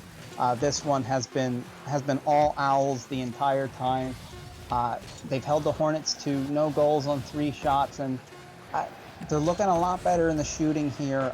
Not as many shots, 4 for 7, but that's kind of what we were saying, that maybe shoot less, but take better shots. And it seemed like that's what they did, and it certainly worked. The Postman popping off in the Scarab there.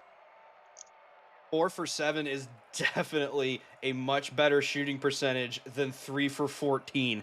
And I do think that kind of what you were saying there has a lot to do with that, which is taking less shots, but taking more effective shots every single time. And that definitely seems like it's paid off for them because they were taking more effective shots. The Hornets didn't have as many opportunities to take advantage of a bad shot and turn it into a fast break goal like they did in game 3. So the Owls really tightening things down there in game 4, kind of realizing the mistakes that they made in game 3 and looking like a completely different team there in that one. Yeah, and I want to touch on something that you mentioned too, was just that the backboard defense.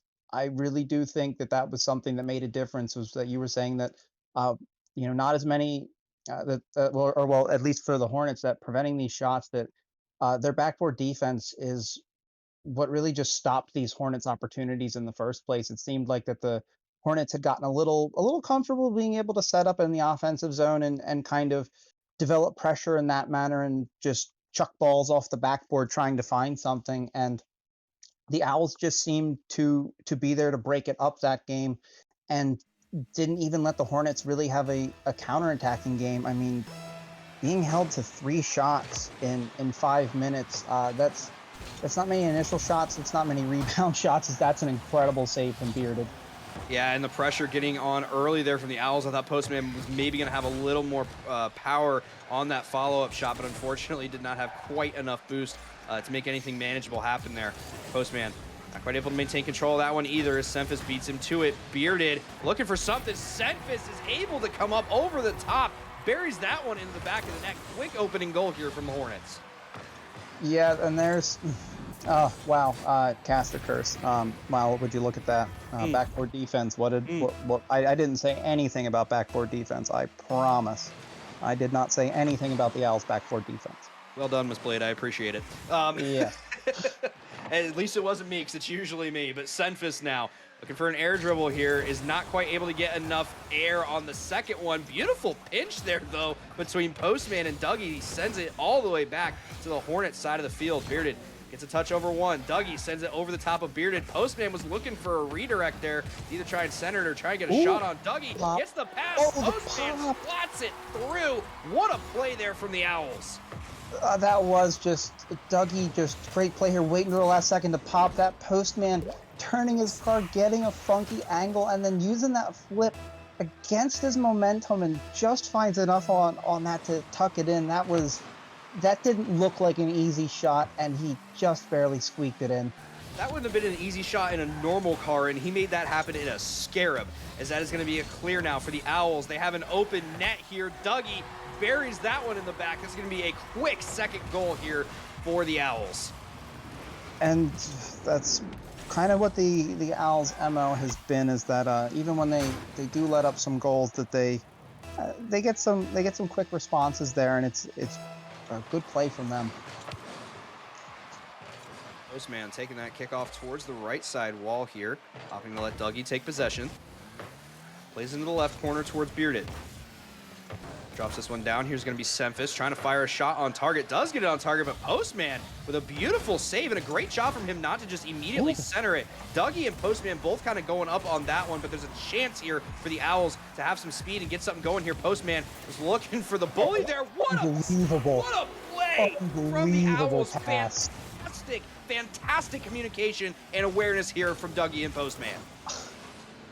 Dougie just hand delivered that and didn't even need to finish it. Got knocked off of it, but had it sitting there so perfectly that Postman just had to jump.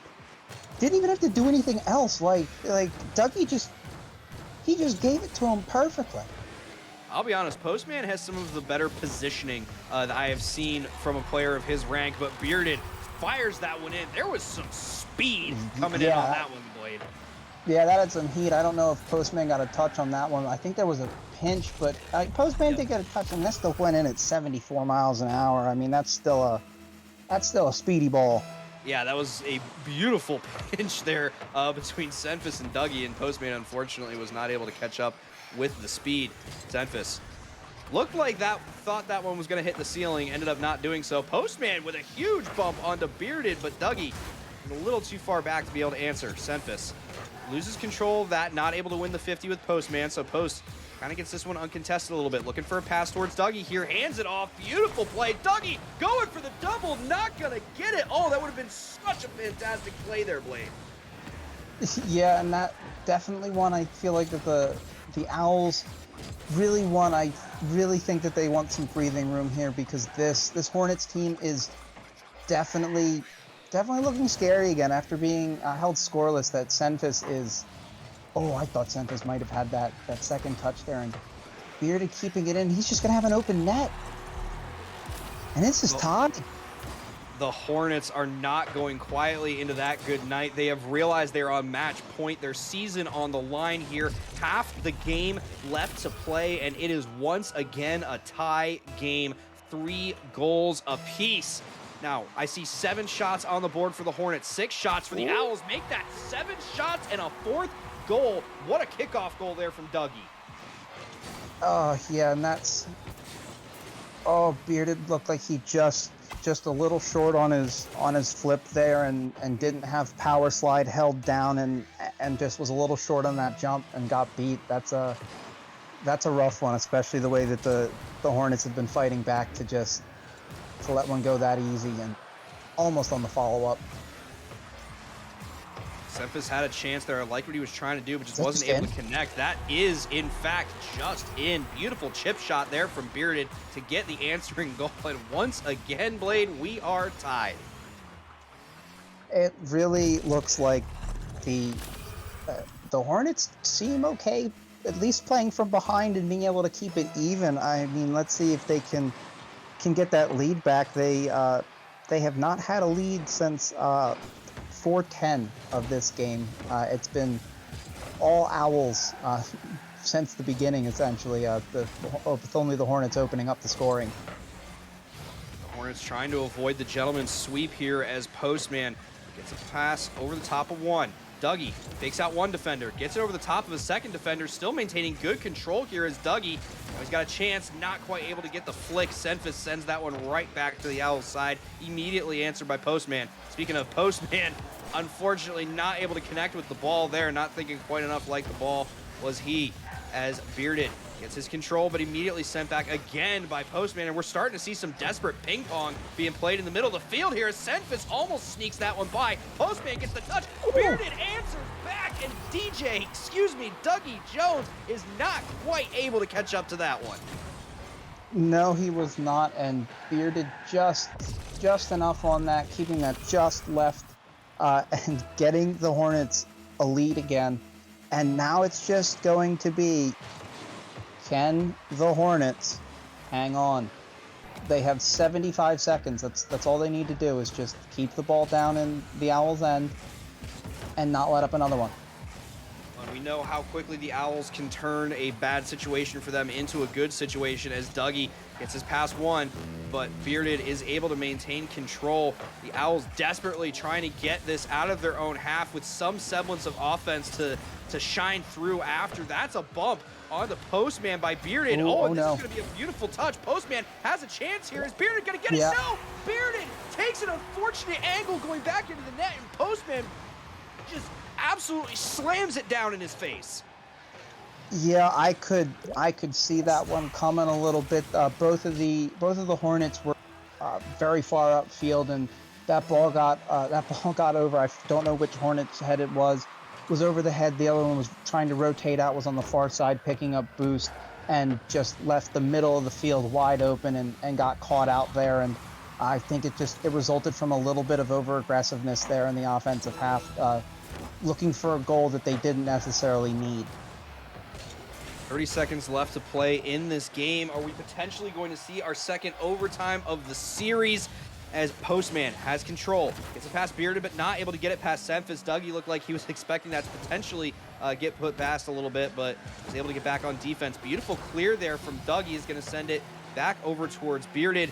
Dougie getting some pressure on, immediately turned away by Bearded, but Bearded out of boost here. Postman trying to look for something, not able to get that. We are going to find grass and Blade. It's overtime here in Game 5.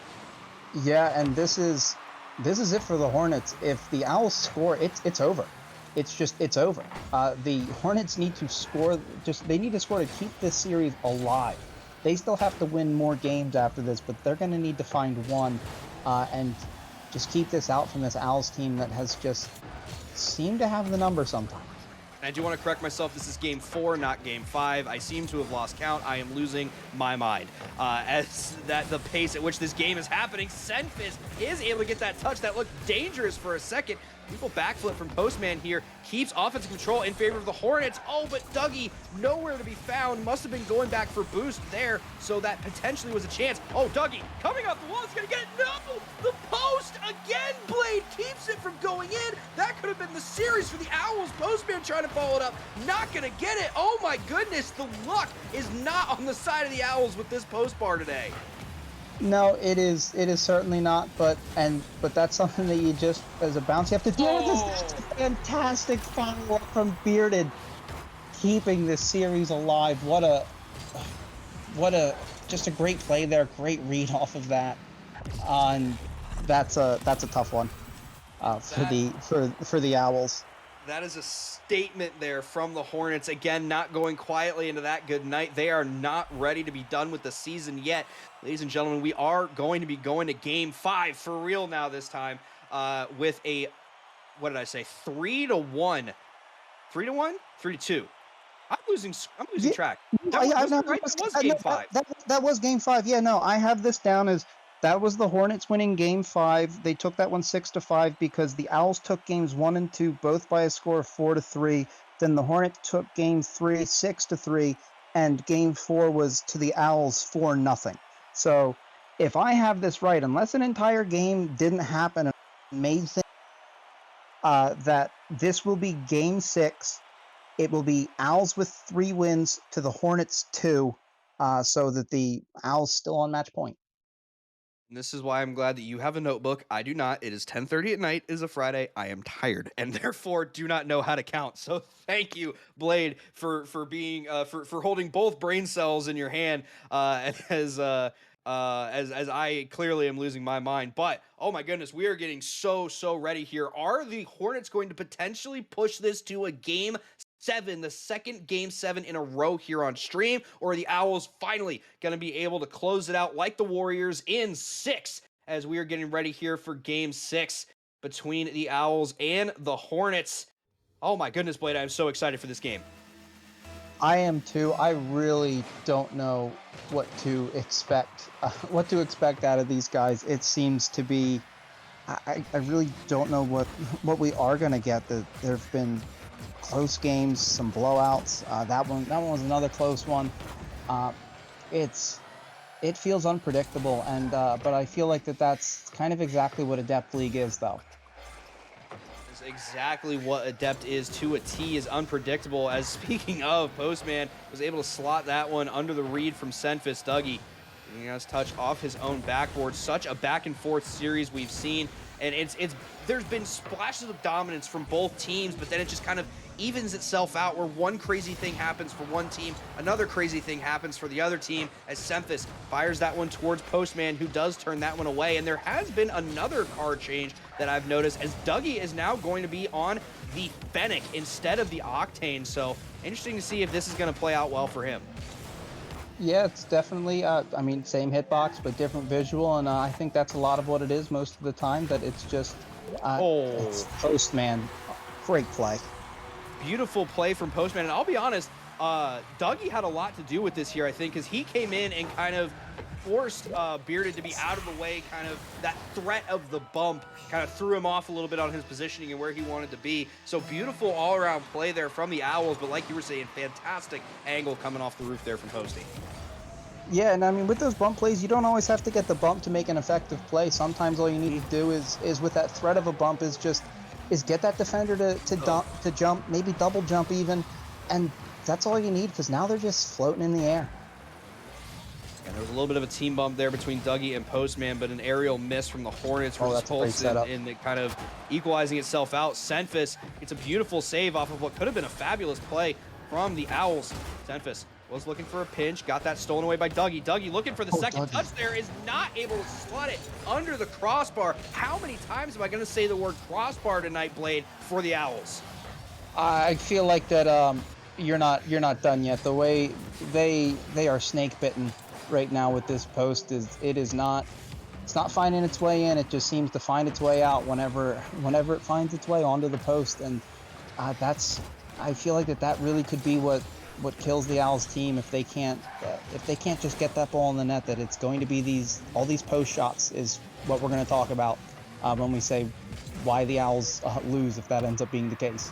Fun fact, that's why Postman's name is what it is, because he had a series at one point in a different league where he hit the post more times than anybody cared to count. And so perhaps the name is cursing the Owls here a little bit, but half the game left to play. Only one goal on the board here. Big difference from what we saw last game in Game 5. As the seconds are starting to tick away, the Hornets have yet to score a point here. Yeah, it's definitely a low scoring one. The last one that we saw like this was actually Game 4, where with Game 4, the first goal wasn't scored till 2:52. So this is the fewest goals that we've had this deep into a game so far this series.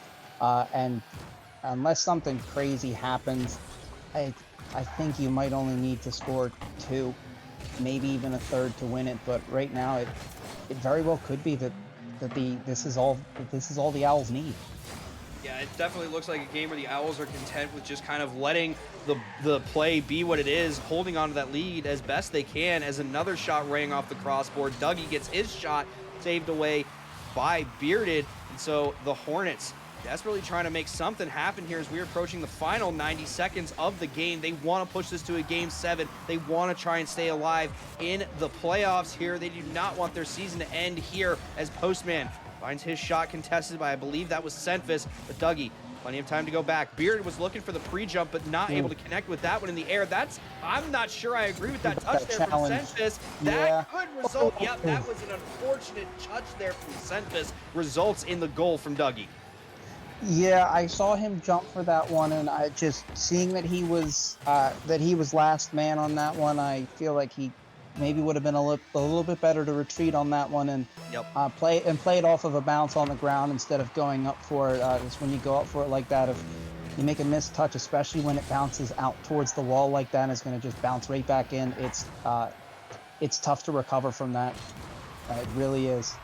As someone who does that exact same thing 2 to 3 times a game in ranked, that is definitely not something that you want to do. And unfortunately, Senfis not able to connect with this. Beautiful speed off the volley shot from Dougie.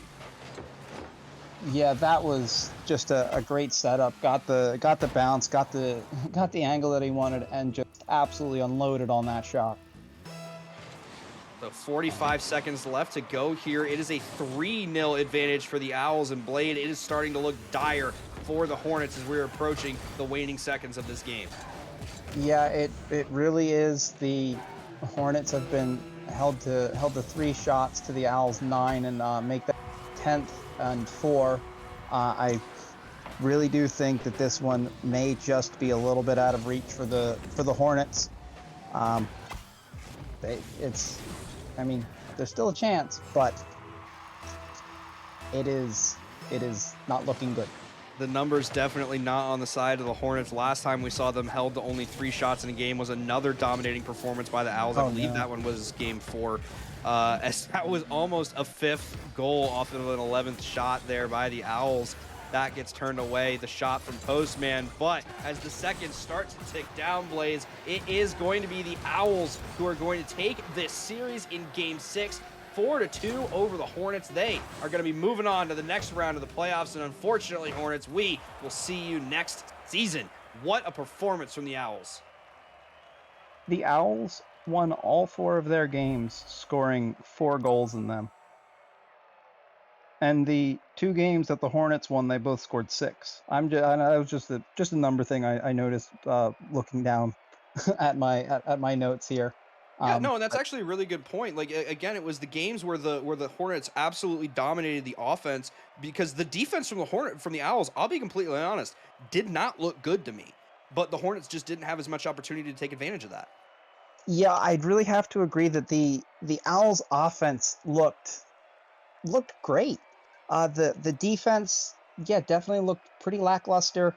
and a lot to be desired, and just managed to survive the Hornets really. And I just think that the Hornets didn't take advantage of as many of the opportunities as they were given. And maybe on a different day that some of those balls bounce a little bit differently. That maybe that game to overtime does go the way of the Hornets instead of the Owls. And we're talking about a different series, but they got the win, but it's there's things that they need to fix. Yeah, absolutely. It's like you got the win, but at what cost? Like they definitely have a lot to work on going into their next round. Excuse me. Their next round matchup in the playoffs. But like we said, unfortunately, great showing from the Hornets, but that is going to be the end of their season, and that is going to be the end of this Adept League match. Following this will be another matchup in the Expert League. Between Yes, the it's going to Coyotes be. and Eagles. Yep, that is going to be the Coyotes and the Eagles coming up shortly here on Foundation Frontier Doubles League. Do you have any parting words for us, Blade? I do not. Besides, come back at 10:45. See the game. Sounds good for me. We are going to be signing off for this one. Be ready for the next matchup coming at 10:45.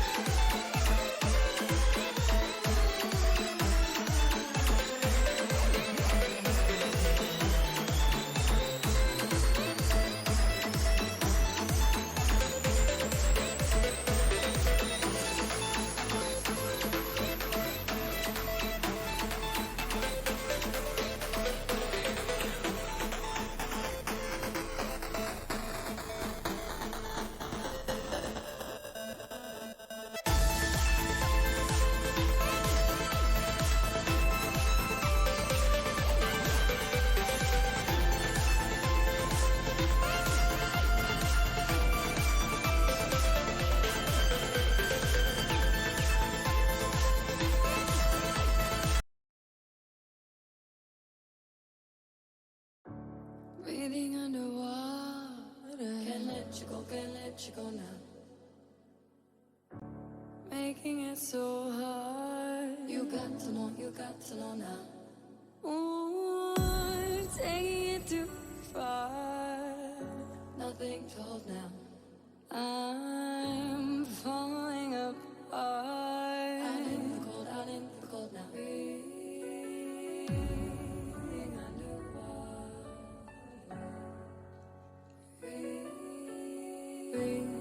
Breathing underwater now. I can't let go.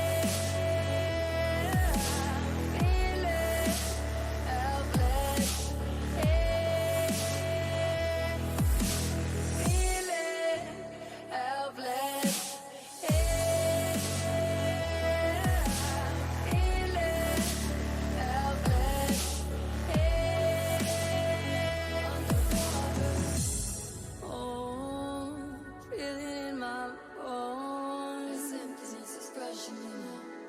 Don't wanna be alone. Can't let you go now. Feeling helpless.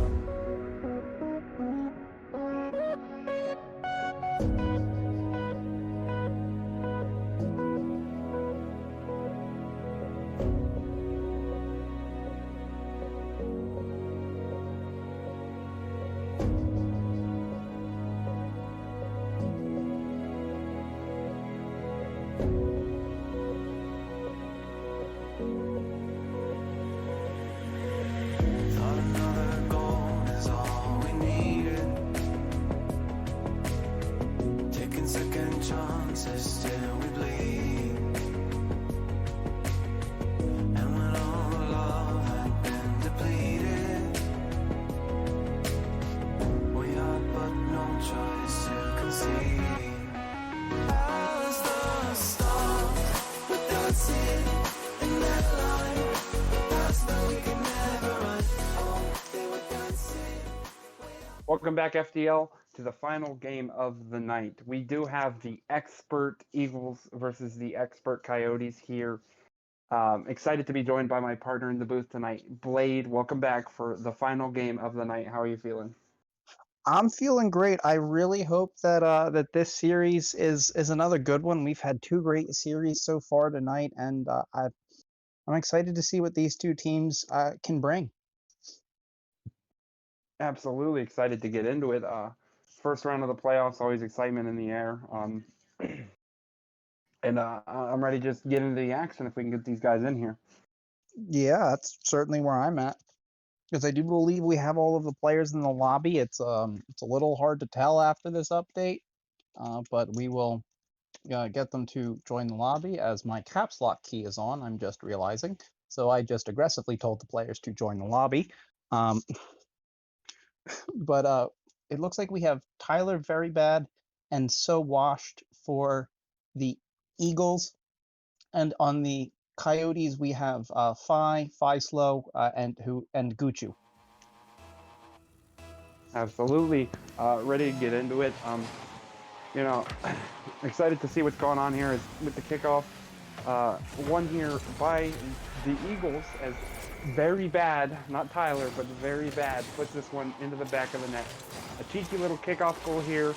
Looks like maybe Coyotes player cheated up and Tyler puts it in the back of the net. A quick start here for the Eagles. That's what they like to see if you're an Eagles fan. Yeah, it's definitely what you want. A quick start is always a good thing to have, especially if you can then try to build on it as Tyler Very Bad is trying to do. But Fi with the demo there on So Washed as Fi just sits in the net and lets Guchu put that one into the open goal of the Eagles. Yeah, what an aggressive play there by Fi. Taking advantage of Tyler, didn't get the flick he wanted, and you know, Fi got that demo and Gucci just had to not miss. But, you know, at this level they don't do that, but you know, where I come from, we miss those shots. Good to see the Coyotes put another one in here as it is now 2-1. I mean, we can't even talk. They're just going to score like crazy at this point. Yeah, really. I mean, this is 3 goals in 21 seconds here. Yeah, there is just no room to talk and to think like actually like 15 seconds ago the Eagles were in the lead. I think that's kind of incredible.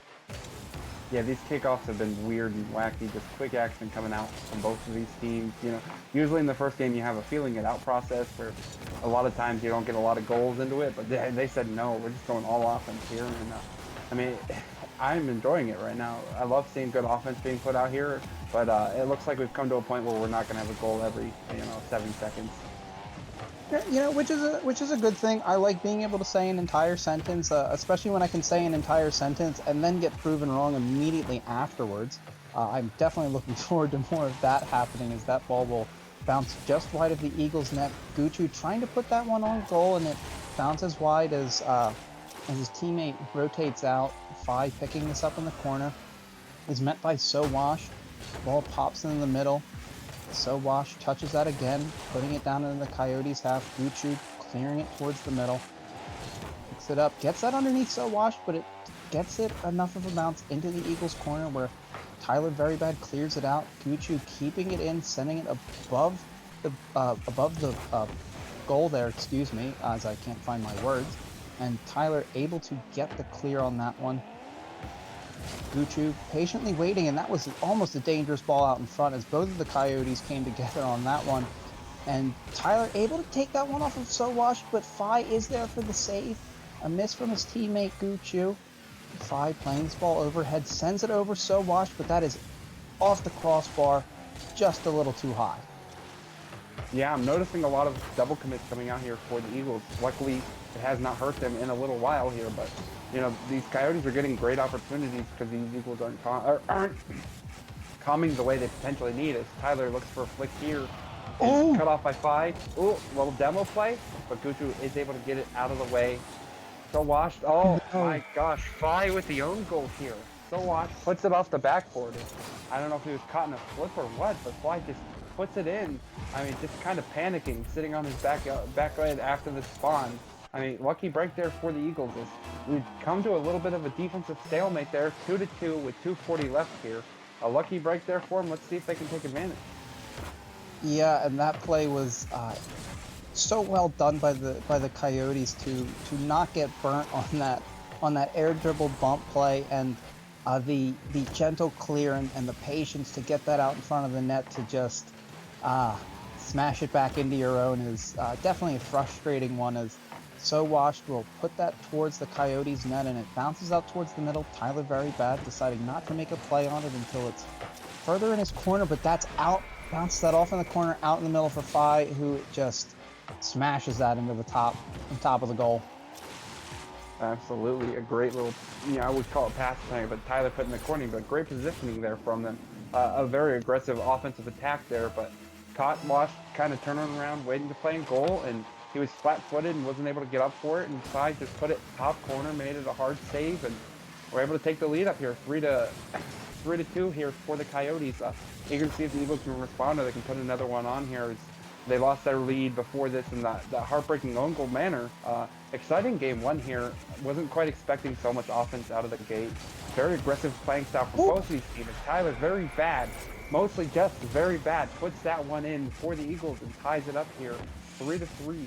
A great offensive performance from both teams in this game. Oh, and that just looked like a little misplay from the Coyotes there, as both of the Coyotes, one going towards the ball, one coming from behind the ball, look to just end up making contact with each other. As that ball's popped in the middle, So Wash not able to find a touch. Tyler did turn off, but comes back on that and sends a booming ball towards that and finds the double tap, putting it into the dead middle of that net, giving the Eagles the lead. This is a very goo game out here because there's not a bunch of D being played out here.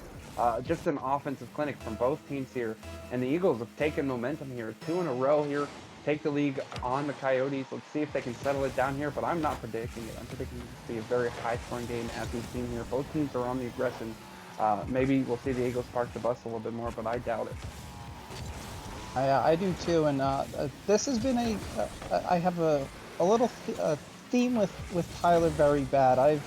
I've been able to cast quite a few of his matches, and I would have to say Very Bad is a pretty big misnomer. This dude's actually pretty damn good, and pretty damn consistent as well. As there's a bump from the Eagles out in front.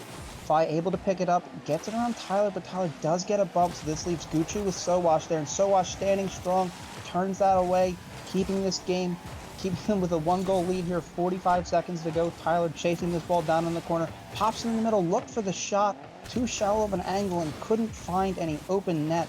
Fi trying to get a demo there. So Wash stops it, and there was a bump play on that. Tyler slows this down, picks it up, sees So Wash in the middle. Fi meets him there first, gets a gentle touch on it. So Wash able to get over, but Gucci puts it back, but Tyler is there, pushing it off to the side, following this up with a ball off of the sidewall. Fi getting there and putting it on top. Coyotes coming down to the last 10 seconds here as that ball pops into their opposite corner. Gonna look for one last rush. Fi letting this drop, playing it forward there. So Wash cutting this off, just has to let it drop, and Eagles able to keep that lead and take game one in the series. Absolutely. What a fantastic game for both teams here, but Eagles were just able to squeak that out. Coyotes had a couple of good opportunities there, but the Eagles defense just ended up being a little too strong there, as you can see them with 7 saves. Tyler having 5 of those saves. 945-point game. Really just took over there in that game. Just showing why he is indeed not so very bad. If one might say, as you said, he is really good at what he does. He has strong flicks. He plays good, strong defense there, and I believe he was the difference in this game. Definitely the MVP in that first game. Yeah, I mean, 3 goals on 6 shots, shooting 50% with an assist, giving him 100% goal participation, and getting five saves, just all around performance on offense and defense. Definitely able to get them that win. I do have to say though that the Coyotes, both players, 100% goal participation. Uh, I feel like that's going to be what the Eagles are going to need to look for in these games is going to be these Coyotes passing plays, these team plays in the middle of the field that could be a problem for the Eagles moving forward as we come into game 2. Absolutely. Maybe a car change here for Gucci. No, he just wasn't showing up on my screen for some reason. As we get into game 2 here, kickoff goes towards the Eagles here. Tyler takes control up in the air with it. Looking for another touch, a little flip reset, but it is off. Spy plays it into the corner, cut off by Wash. Maybe a nice little open net here for him. Absolutely, and again, the Eagles score quickly here in game 2, repeating the beginning of game 3. Let's see if the Coyotes can come back with 2 quick wins of their own again and make it like deja vu. Yeah, that was another great quick start from the quick start there from the Eagles. Definitely what they need to try to continue these pressures. They maybe have another one off the kickoff here and do not, goes a little wide, and Phi will take this towards the middle, only has Tyler to beat, does not beat him. Tyler's up for that, can't find the touch. I mean, sometimes he's very bad, and I guess you could say he was on that occasion, but Sowash puts that in the middle, and Tyler, very bad, knocks it off to the side. Wide turn from Sowash, but Phi getting there first, trying to drop this ball in the middle where Gucci is waiting, able to get some possession on this, and that one's going to go towards net. Tyler coming across from the back post, able to make the stop. Ball bouncing towards the sides of the net. That's a bump there on Sowash, and that one's out into the middle. Gucci does get back to cut this off and keep this in the midfield. Gucci turning, going to set this back, looking for Phi, who does finally come through there, was a little delayed. Phi going to turn around, keeping this in the middle. Tyler looked for the demo there. Looked for a demo again, only got a bump on Gucci. His Phi was more than content of trying to do that, and that's an incredible pass from Phi to Gucci with an incredible finishing touch. Absolutely. Maybe Tyler getting a little tilt there. We've seen the Coyotes come a little aggressive bumping wise early, and Tyler just going for some questionable bumps and demos there in the midfield. It might have hurt his team there, allowing them to get that open net off of the 50-50 in the midfield. Interesting to see if that'll come into play later on in the series, as the Coyotes have been very aggressive with the Eagles so far in this game, really helping them get that goal tied up here as Phi plays it back downfield here. Looking to take control, get it over Tyler. Good 50 by Tyler. Gucci going to look for another 50 walk, gets it over him. Is it going to go in? Nope. Good cut off by Gucci.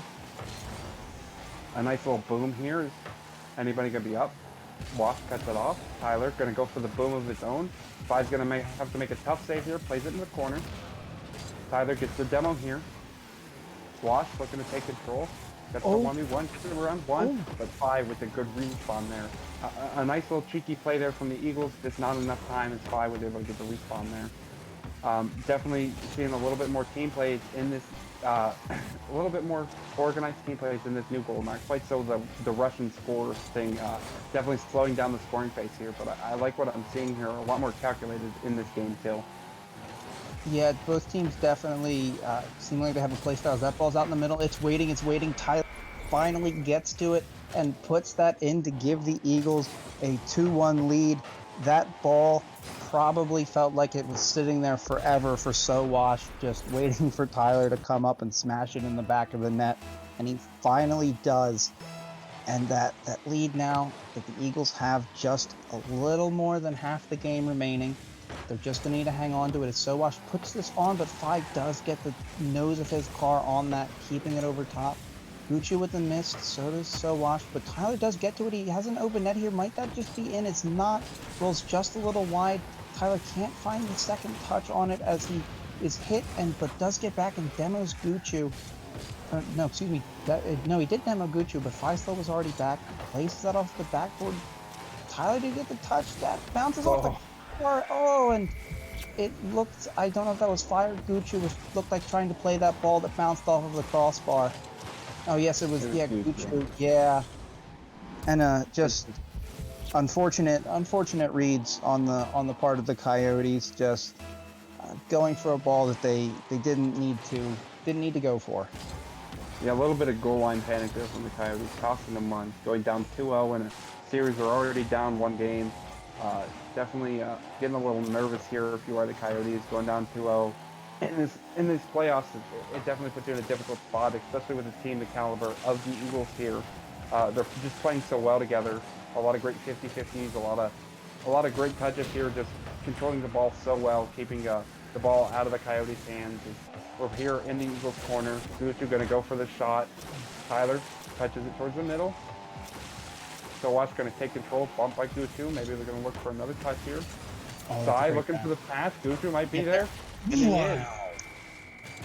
I mean, in that situation, the Eagles were just both sitting right next to each other in the midfield. Another miscommunication costing them here as the Coyotes get one back and, will put themselves in good position to tie it up here before the end of the game. 1:19 left. Definitely doable to not only tie, but win this game for the Coyotes. So for the Eagles, you got to shore up that communication or it's going to end up hurting you. Yeah, and that was just a fantastic read on the part of Phi, but that is not a great read on the part of Gucci with a fantastic catch, but looks like he just forgot to bring the ball with him on that collection there. Yeah, just didn't keep it as close as he might have wanted there, and Sowash just able to put that in, extend that lead out for the Eagles, making it just that much harder for the Coyotes to come back on this one. As Tyler trying to put another one on net, Phi turns that aside. Sowash is there and gets it around Gucci in the bottom right, and this game is starting to get a little bit out of hand for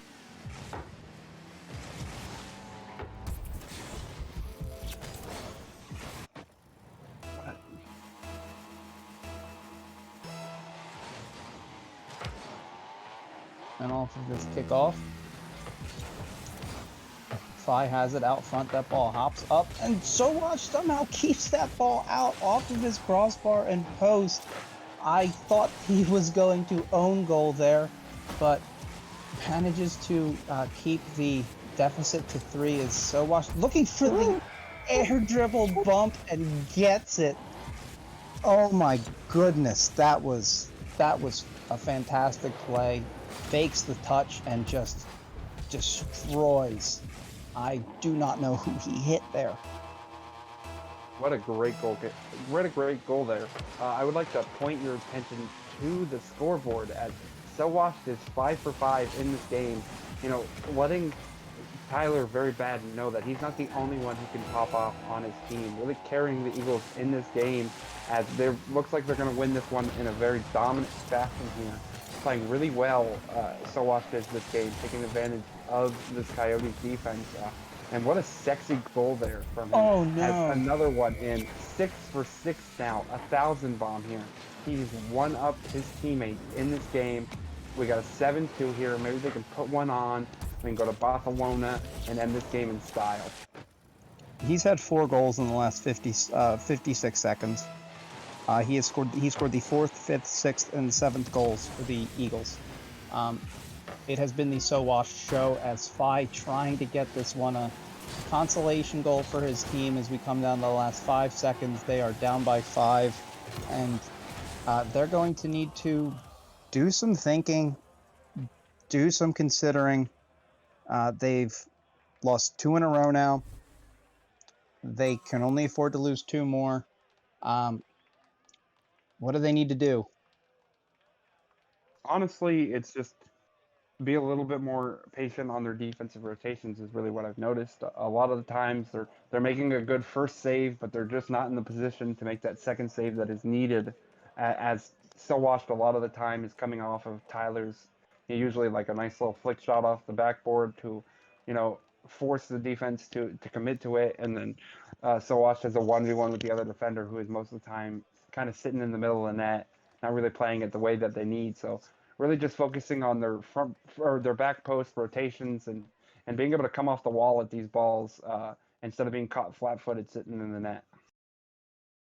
Yeah, it also definitely the Eagles offense going 7 for 11 on that, and the Coyotes not doing terrible on shooting percentage wise. I mean 2 for 4, but Yeah, I mean, the only problem was you only scored 2 on 4 shots. The 50% is good, but finding that offense because getting outshot 11-4 is not a good look, is not a look that's going to win you games, especially in the playoffs here. Yeah, absolutely. And the Eagles have done a lot of their damage in the second half of the games after the 2.5 minute mark. So, uh, you know, maybe try and patch it up a little bit. I'm not exactly 100% sure what to do. They played a good aggressive style, but they just haven't been able to take advantage of the opportunities when they get them, and they're just a little bit too leaky on defense, I guess you would say, and allowing the Eagles to take advantage of just weak rotations is pretty much what it comes down to. As they need to clean that up if they want to have a chance here in the series. Need to win, you know, 4 of the next 5, which is, or I guess it would be, yeah, 4 of the next 5 to win this series. It's a great start here for them as they're turning the script here and scoring first in this game, unlike the other 2. Yeah, it's definitely the start that they need. Guchu coming forward on that one, being a little bit aggressive. So far, I mean, it's only been 36 seconds, but I've seen the Eagles bump each other a couple times already. It seems a couple times that, or at least once that I saw Tyler look like he was going a little bit out of his way, I think trying to make a demo play. So it's been a little hectic on the part of the Eagles so far, and I think that's what allowed the Coyotes to take advantage is Guchu just getting the body on that one, and Phi being able to send the ball back, Sowash touching it away from the net, making sure that it's not dangerous. Guchu putting this towards the middle, Tyler there to clear it away, gets a strong clear as Phi trying to collect this by his net, knocks it forward where it's caught by Wash, but Phi takes it right off of him, and Sowash does get the turn on that. Phi not able to find the touch, but Guchu sending it back the other way. Phi on the fake and gets the pass from Guchu and tucks it in. Unbelievable team play there on the part of the Coyotes. Yeah, and this is how a lot of the Coyotes goals have been scored. Just the Eagles getting caught, too far forward together, and Coyotes have put out some great passing plays here, and from long distance. They're not quite, little short passing plays. These have been good long distance ones. As once again they strike here, a minute 30 in, and we have 3 goals here for the Coyotes, taking advantage of the Eagles' poor defense that we're seeing here in this first game, or in this third game. I do apologize. It's looking like they have a good opportunity here, but plenty of time left on the clock, and we've seen that these Eagles teams can just score in an instant. So, comfortable, but not out of it. Knowing they're not out of it, they got to keep their foot on the gas here if they want to win this game. Yeah, I mean, there's still way more than half the game to go. It is. If you've scored 3 this quickly, it's very possible for the Eagles to score 3 just as quickly as they're going to have room here, and they might just get one back. Tyler just going to take that ball, drive it down, and a nice little double demo right there at the end after the play. Some extracurriculars there, but that is one back for the Eagles. They still need 2 more, and that was just a really just walking the dog for Tyler there. Just making sure that ball stayed in a straight line. Yeah, absolutely. An impressive catch coming off of that back wall. I think that the Coyotes expected it to bounce. Another great play here from the Eagles, and like I said, it could happen in an instant. And Coyotes can't feel comfortable anymore giving up 2 quick goals here, as this Eagles offense is just so deadly. Going for a great bump play there was Tyler, and wasn't quite able to connect, but he was able to get the goalie out of the way as Wash just carries it the whole way there. Very impressive offensive showing here from both teams to start this game once again. Yeah, and I said in the last broadcast is that when you go to the bump plays, getting the bump is great, getting the demo is great as well, but sometimes you just need enough to get it out of the way, and Guchu from his own half is gonna just be able to find a clear. He puts it on net, and it's gonna find its way into the corner there, catching the Eagles out, giving his team another 2-goal lead, and that's it's not what you need if you're the Eagles, especially with the way that you're scoring goals like that. That's not how you want to be giving them up. But we might get another one back here as Tyler, very bad, shows us some very good, popping this up to himself, sending it to the backboard, and clinical, clean double tap. I mean, we're just not playing defense today. Is that what's going on here? It's just goals everywhere, every single game. It's just, well, it's going to be a fun one. I have to say, so far over these series, in the first series we averaged over 6.5 goals per game, and then in the last series we did average 7 goals per game. So if it holds up, yeah, we're and look at that, huh? Funny, we're at 7. Funny how numbers work sometimes.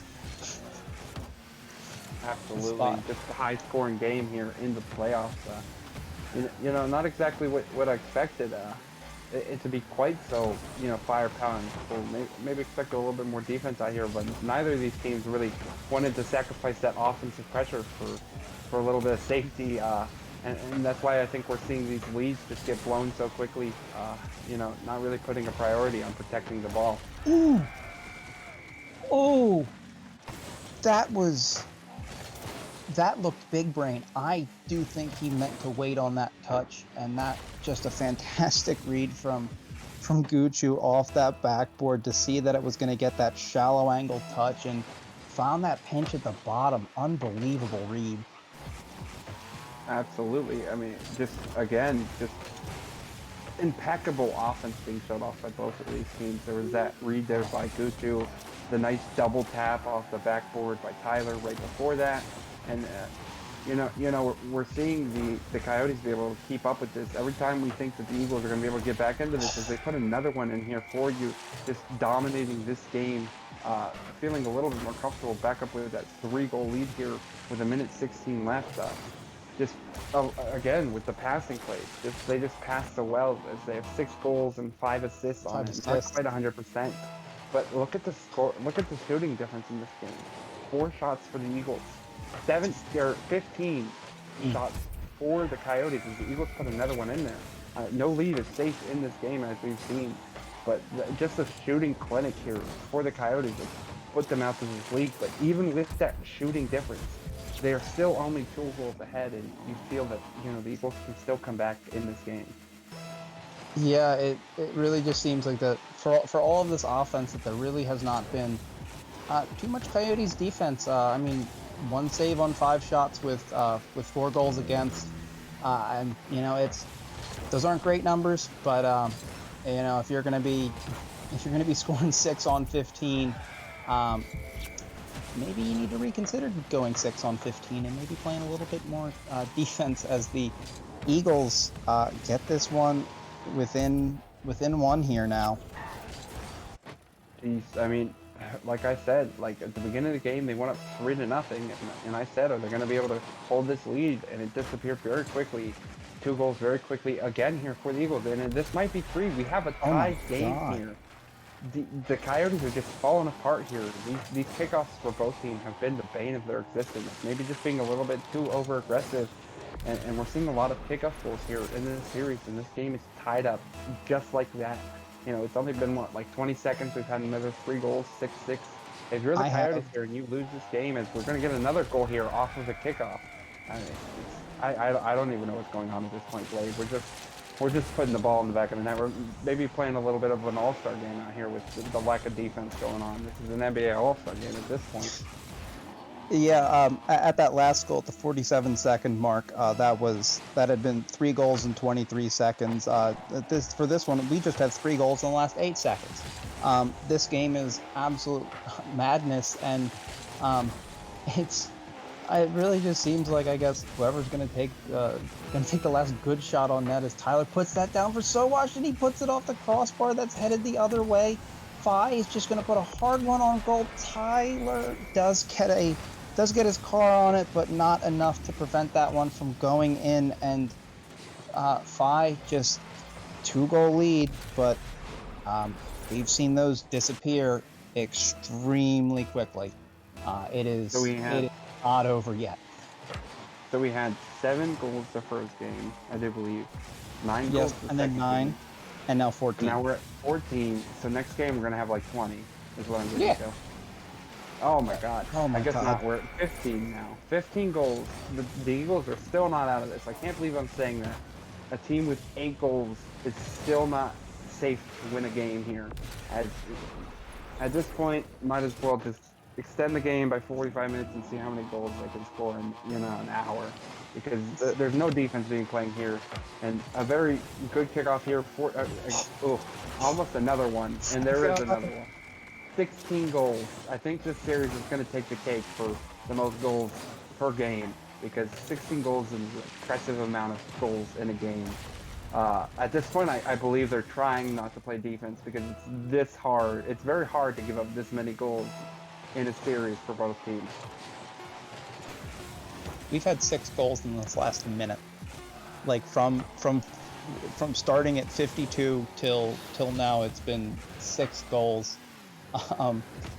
This was an absolute barn burner that the Coyotes are going to take. I mean, man, imagine being the Eagles and you score 7 goals and lose. And it's funny because that's how many goals they scored in game 2. And this time they come out on the losing end of scoring 7. Absolutely. What you can say is they had 7 goals and 7 shots, 6 saves, so a pretty good game. Nearly every single player in this match had almost 1,000 points. I mean, this was just all offense. 18 shots for the Coyotes, outshot the Eagles by 11 shots, and only won by 2 goals. But the quality of shots was in the favor of the Eagles, but quantity was just too much for them to handle. And I think that's something to be said about the Eagles. There is it is very hard to take 7 shots and score all 7 shots in this game. That's just not normally how it's played, and I really think that this was just a game that the Coyotes feels like they doubled down on a good defense as a strong offense, because they certainly did not play too much defense in that last one, despite coming out on top. It's the offense that they were missing in games 1 and 2, but gonna need to play well on the defensive end. Yeah, I mean, at this pace, we keep scoring this. Our 5-minute games are going to be turning into 45-minute games if we keep giving up goals like the way we have been here. We might be here till midnight if we keep that up. So interesting to see what's going to go on here as we hop into this next game. Eagles leading the series 2-1. Coyotes get their first game. Let's see if they can carry their momentum into this one. As another good kickoff here for the Eagles as Tyler looks to put another shot on goal, saved by 5, into the corner. Looking to play it downfield. Gushue not quite in the position he needs to be there for that pass. Looks for Phi in the middle, cut off by Tyler. Phi gonna take this into the air. Maybe a little fake there. Tyler gonna play it into his own corner. Phi's gonna beat Wash there. Wash with the miss. Gushue gonna put it in here. And once again, sloppy defense, allowing for a quick goal to start this game. Coyotes score again, and we know what that means. The first team to score wins every game, so we can just mark this one down for the Coyotes. Actually, yeah, you're right. Yep, that is right. I actually had in my notes I had the score written the wrong way, and in doing that we guys, calm down, please. There's a lot of time, a lot of Rocket League left to be played. You don't have to rush. I mean, if we're gonna score 20 goals, they're gonna have to rush. So yeah, that is fair. That is fair. If they need to keep this pace up, yeah, they're yeah. Actually, guys, come on, score more. You're already falling behind here. That's, Tyler puts this in the corner there, and okay. Yeah. Okay. We need one more goal in this minute to keep on track, all right? Probably, yeah. Well, I mean, actually, if anything, we're already above pace from last game so far. At this point, we had 1 goal in the previous game. This is So- just crazy. Yeah. I mean, this is going to send defensive Rocket League back for at least 10 years after this game. We're going to get What another one. We're going to get it. We're on pace defense. for 20. We are on pace for 20 goals here. As we have scored 4 goals in less than a minute.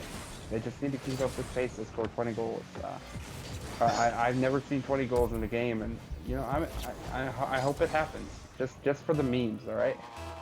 I'd like to, yeah, I'd honestly, I think it'd be fun to just see a team hit double digits for the sake of double digits, and man, even better if we can get 2 teams to do it, as Guchu and Swashed are gonna play that ball, and that's gonna be sent towards net. Fi turning it to the side, deciding to play a little bit of defense that has seemed to come at a big premium in this series. Guchu with the catch, playing it to Fi in the middle, decides not to go forward, gets that around both. Fi trying to get the read, can't get it, cleared out by Washed.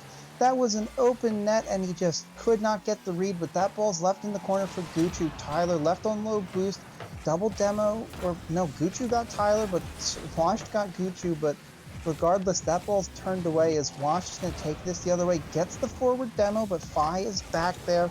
Tyler not close enough to get that touch to put that into the open net. Fi looking like he's on low boost, trying to make a fake. Guchu back with the catch, and Fi with the demo on Wash, starting to see a bit more physical play. As that ball is dropped, and we've now gone, yeah, over a minute without a goal now, as there was an open net. I mean, I don't know what to do. I don't know what to do with my hands at this point. We haven't had enough scoring. It's there we go. We just need 8 goals in this next minute to catch back up. So, you know, we got a lot of work to do here, boys. Come on, we need these 20 goals in this game. Yeah, that, like, there it is. It was weird. That it honestly, it felt a little weird talking for that long. It's about normally how long I talk, but not having it broken up every 15 seconds to say who scored made that certainly feel a little weird, as Tyler's up to meet that one, sends it down. Guchu knocking it back the other way. Is up for it, playing in the corner, can't find the second touch, but Washed is in the middle waiting. Washed with it, is looking for it, has a nice play there, but Fi stands strong, getting it into his corner. Tyler trying to send it out front, kept away. Wash gonna pop this back to Tyler, who's backwards with it, plays a light ball in. Guchu trying to get it clear, doesn't. Tyler knocks this up for Wash, who almost gets it over Fi, but he did get a touch. That ball's gonna bounce in the middle. Guchu's gonna send that towards net, and Tyler does get a touch, but on the rebound, Guchu sends it back to the other side, and we're tied at 3. Unfortunate there, Wash just overcommitting front post there. Also touched by Tyler, wasn't quite able to get to it. Guchu able to put it back corner there. And 3-3 here again. Another good high scoring game here. A little bit more defense this game. That's what we like to see. But I mean, impressive pace here from both teams. And again, you know, I can't decide who's going to win this game. Obviously, it's got to be the Coyotes because they scored first. But you know, it's going to be tight all the way from what we've seen here. And it doesn't seem to be changing. Both of these teams are just looking to go for the jugular when it comes to offense. And there's no sign of slowing down from either team. There really isn't, and I'm not saying you're wrong when you say that this is a high-scoring game, but I'd still also like to point out that with these 6 goals that have been scored, this is still the fewest number of goals scored in a game so far this series. Just to give you an idea of the kind of offensive production we've been having, as Sowashed is making a couple fakes, gets it towards the front. Guchu is there to turn it away, and is speedy down the side here. Did not get that mid boost, does not get that back boost there either.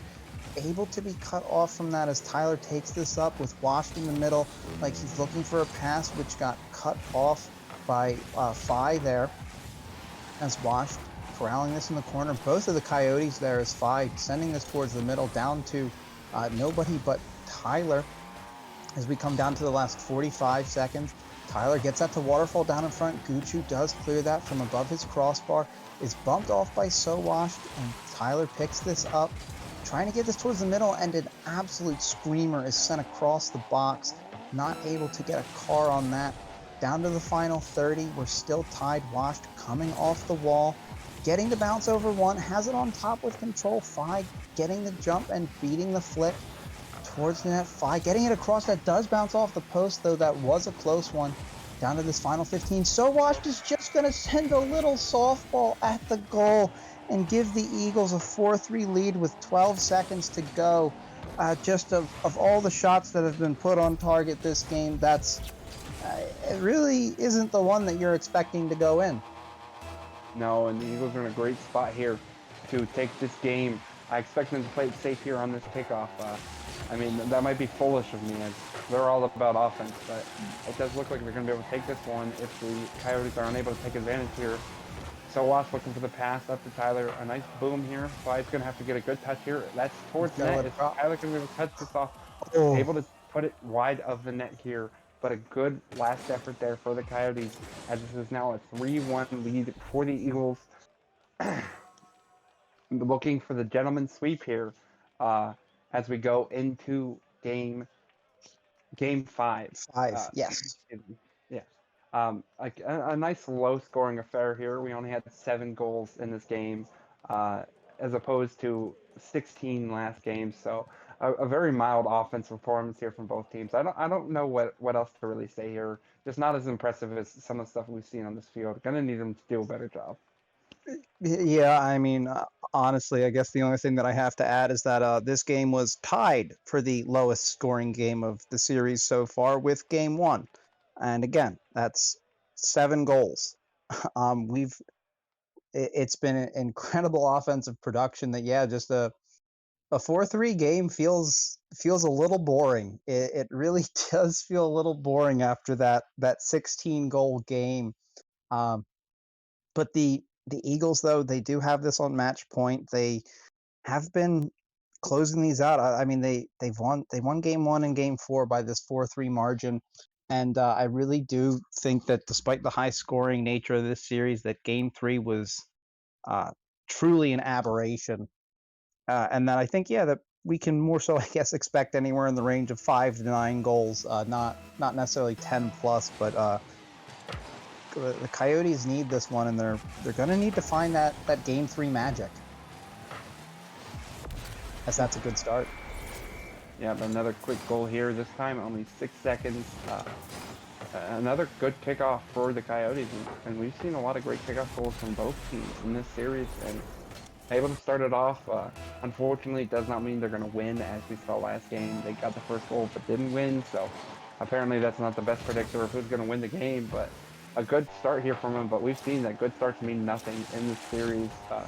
Either team can just score in a second, break your heart, destroy your lead in a blink of an eye without even being sorry for it. So excited to see what's going on here. Wasp gets the demo here on Guchu as the Eagles look to take possession here. Tyler's going to take it off in the midfield side, plays it back into his corner, but Tyler's going to put a shot on goal as Guchu overcommits into the corner, leaving Tyler the ability to put it back post.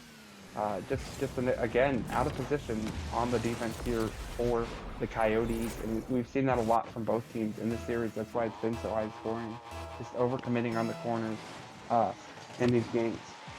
Yeah, I really I do think that the nature of the offense is there with the nature of the defense, is that so much is being pushed into that offense. Everyone's pushed so far up that nothing is back, that as soon as you get something over the top, you're going to have an open net, just like that.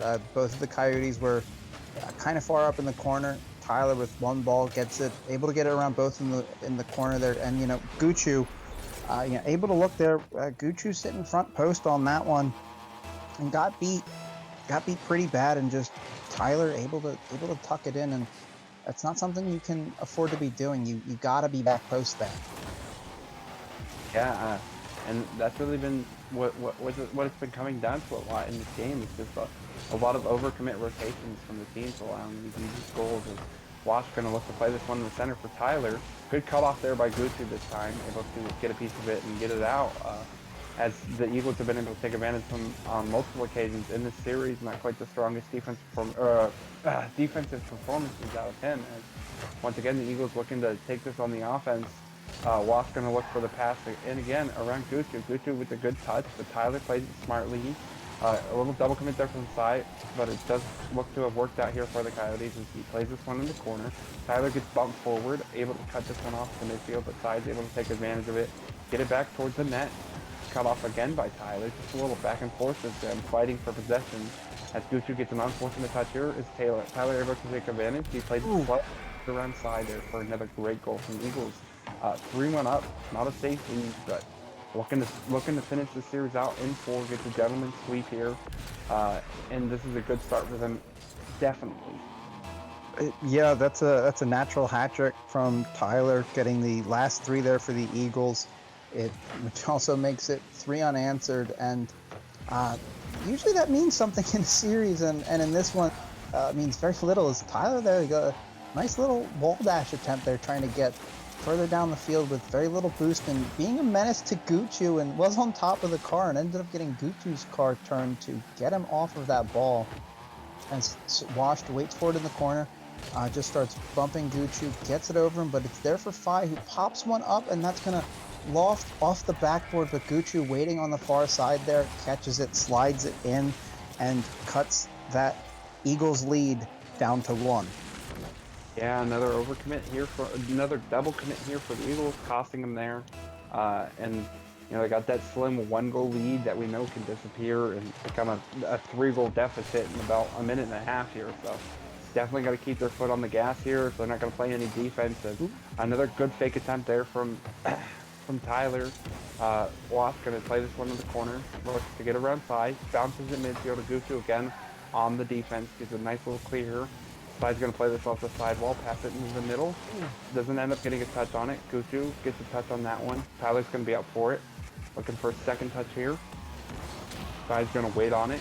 He does end up getting demoed for his effort, but Gucci's going to have a nice shot here as Tyler fields backflip. Really bad, just not really bad, but just really unfortunate misplay, or whatever you want to call it, misclick there in the midfield, allowing Gucci to get that nice shot on goal, and it's all tied up again. As we said, that 3 straight goals usually means something, but not in this series. As we're already at 6 goals here, with a little under half of the game to go. Yeah, it's super high scoring. There's Gucci firmly planted at the back post there, and that's exactly where he's going to need to be to try to keep some of these balls out of the net, though, as he loses it to Tyler on the sidewall, but Fi from the ceiling able to keep this in. So Wash pops this up to himself. Gucci waiting on the backboard, able to come through, gets the 50 off to the side, and Fi beats Tyler to that one and sends it down. Gucci off the corner there for Fi, a great play, but a soft shot from Fi. Washed standing in the middle of the net, able to turn that away, keeping this game tied.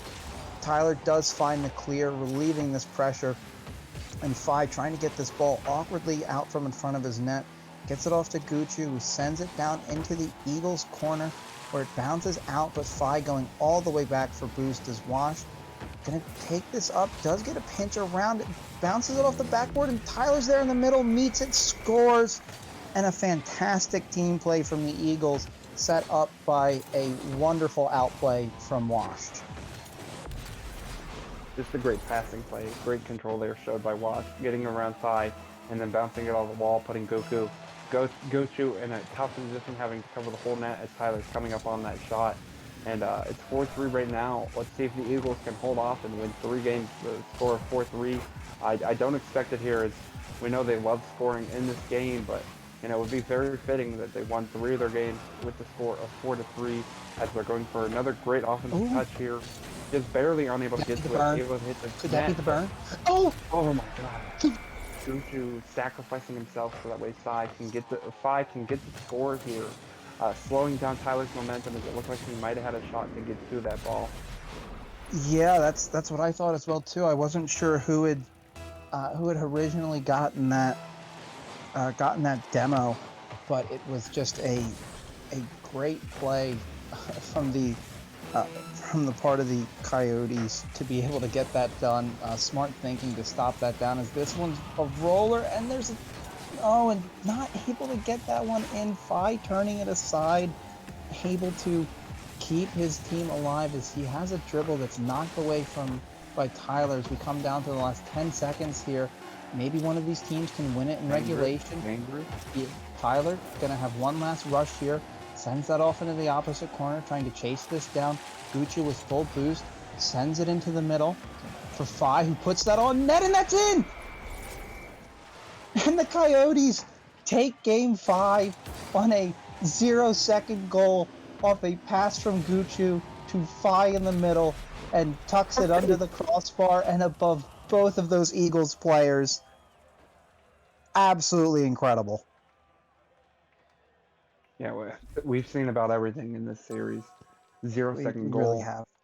We really have 0-second know. goals. Just okay, guys. So we went 7, 9, 14, 16, 7, or 16. Sorry, 7, 7, 9, and then 9. We're gonna Yeah, score 16 goals this game. Is what I mean. yeah. It's the pattern. It's Yeah. the pattern. Yeah. This is, and the shooting on for these two teams on this one again. Yeah, fairly even. 9 shots to 7. Which is all. I mean, honestly, it feels like it's about as even as you can ask for in this series, and especially game-wise too. That was a very literally even game until that clock was at 0, and just the wonderful play. I really think the play from Gucci actually trying to make an attempt there, because that was 0 seconds, and he picked up that corner boost and decided to go for it. I mean, yeah, it was just a great play there. I had no doubt they were going to go for it. It's just been such an offensive game, and Gochu got the nice little pass inward, and Fi just put it top corner, just out of the reach of the Eagles there, and we're able to take that one last second. It looked like there for a minute the Eagles were going to end up finishing the series, but the Coyotes fought back, got 2 quick goals at the end of the game, and here we are in game 6. Coyotes trail 2-3 here, as the Eagles are looking to put them out here. Coyotes will need to have won 3 games straight. They've already won one of them to end up coming back in this series. It looks like the Eagles might strike here first, but Wash puts it off the crossbar. Sorry. There we go. Here to start the game, as this might be the longest first goal that we've had there. And Yes. 30 seconds into the game, we get our first goal here. Definitely a slow scoring beginning of this game here. Only 30 seconds. Yeah, that is actually the latest a goal has been scored so far. Our opening goals have happened at 4:55, 4:47. Or well, actually, no, sorry, second slowest, because game 3 actually started at 4:24, then 4:36, 4:54, and 4:31. We've yet to have a game go an opening minute without a goal, as Fi is going to take this and send it towards net. Wash is able to catch it and move it away, but Gucci cuts this off. He's following this back, has the second cut, but Tyler getting the save, and Washed and Fi missing on that rebound attempt, but Gucci gets the bounce, gets a bump. That ball pops up on the backboard, finds a bump on Sowash. Fi has a narrow angle, gets it towards the middle, but Wash recovered and got on the backboard to stop that, but Gucci drives around that ball. Tyler has a chance, it's off to the side, and it stays a 1-goal game. Fi getting demoed at midfield, Washed sending it back. Gucci popping this up for Tyler on the wall. Gets this toward middle, rolling ball as he pops it away there, gets this around Wash, Fi in front of him, Wash chasing him down, able to get that boost steal. I can only imagine Fi is low, but Wash conserving it, knocks it across. Gucci sending it back, Tyler trying to corral this, does a great job at sending that ball across with some power. Is up with it, and it took a bounce off the ceiling I don't think he was expecting, and Fi the other way with powerful shot, tying this one up with 3 minutes to go. Yeah, I mean, on pace right now to only score 5 goals in this game. I might fall asleep out here watching this one because nothing is happening. I don't know what's going on. We're able to make valid points here in this game without brutally being interrupted by the players playing offense. I see soon as they've been interrupting by playing offense. As Tyler again able to get a kickoff goal here. I mean, so many kickoff goals scored here. I've never seen so many. I don't even know what to say as far as it's happening. Just good reads by either team and able to take advantage of whatever defense the other team is playing off of these kickoffs. As we've seen, I think, probably at least 7 or 8 kickoff goals. Yeah, I'd say at least 10. Yeah. The kickoff goals have been kind of ridiculous to a degree, and I don't know whether to suss it out as just both of these teams having great kickoffs, as that's a bump and a miss, and a missed shot wide from Phi on the chance to tie it up. He had an entire open goal to shoot at, and that ball's off the crossbar. It is met by Guchu, just making sure that ball doesn't have a chance. Phi beating him. Guchu looking for a redirect, but Tyler interrupts that, as Tyler might have a read off the sidewall and does, able to put this in and extend that Eagles lead to 2. But yeah, and does that mean a lot? It doesn't, as we've seen in the series, but just an ill-advised, attempt there in the midfield by Guchu, hurting his team right there, out of position, and Tyler, clearly had the beat on him, and it was the difference in that play right there, as Tyler had an open net after beating Guchu, and just an easy goal. And again, the Eagles just taking advantage of Guchu, as we've seen multiple times throughout this series. When they're scoring a lot of the goals, a lot of time it's Guchu, but last man back getting taken advantage of. Yeah, and it's and there was a good demo there on the part of the Coyotes, just trying to relieve that offensive pressure of the Eagles. And Guchu, slow roller just wide, wasn't a shot, but couldn't get anything with it, as Phi just trying to recover on his way back. Tyler trying to get this in the middle. Phi cutting this off, does meet Wash there with it. Guchu popping this up, Tyler up for it, sending it into the corner safely, or Guchu collects this, trying to get this out in the middle, but Wash is able to get there and sends it across with power. Phi keeping it in that corner. Guchu sending it with power, getting it towards the far side and cutting this lead back down to 1. And again, we see Eagles in the same corner a lot of the times.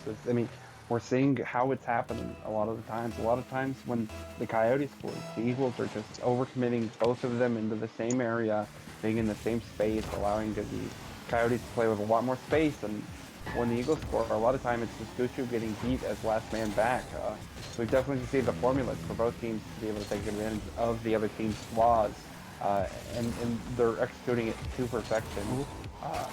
Really taking advantage of the opportunities given up to them, as a great opportunity here for the Coyotes to tie this one up. As Guchu plays this one off the backboard, so Wash going to take advantage, or going to take possession in the midfield. A nice little boom here. We'll look for shot, cut off by Phi.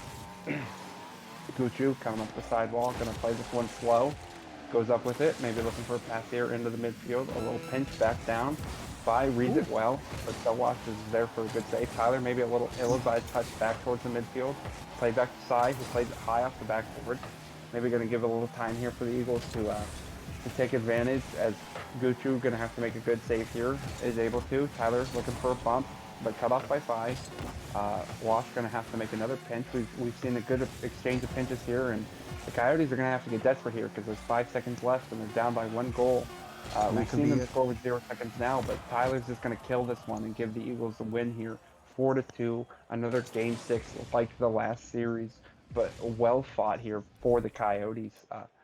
An excited series, and I don't even know what to say here. Only 5 goals in this game. Disgusting display of offense. I don't know what I was even watching. I just can't even believe it myself that there were only 5 goals scored in this game. 37, 46. That brings us up to a grand total, I believe, of 51 goals in 6 games. That would almost be.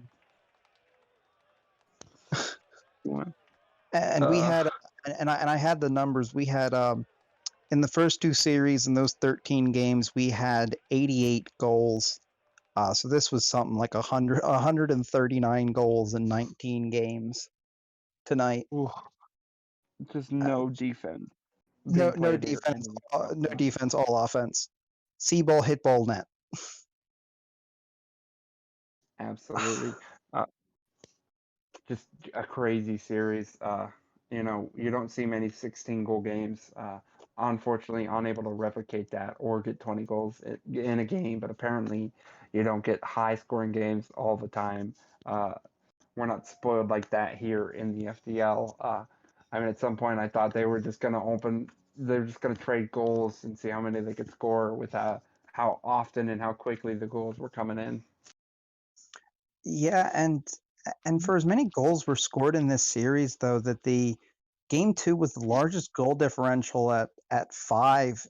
Everything outside that, including that 16-goal game 3, was 2 goals or less difference. So this was, despite being high scoring, it was very close and kind of coin flippy on occasion. Just some shots that, if they went in, would have really changed the complexion of this series. And some just didn't, but the Eagles were able to find more of those opportunities, convert on more of them, and just hold off that Coyotes attack. As we have one Eagle here. Now we have both in the chat. Tyler Washed, welcome. Congratulations on your victory. Thank you. So I guess where we start is was defense on the game plan tonight, or you guys, did you just kind of throw that one out early on? It was all offense. All offense. Yeah. We definitely meant to have no defense.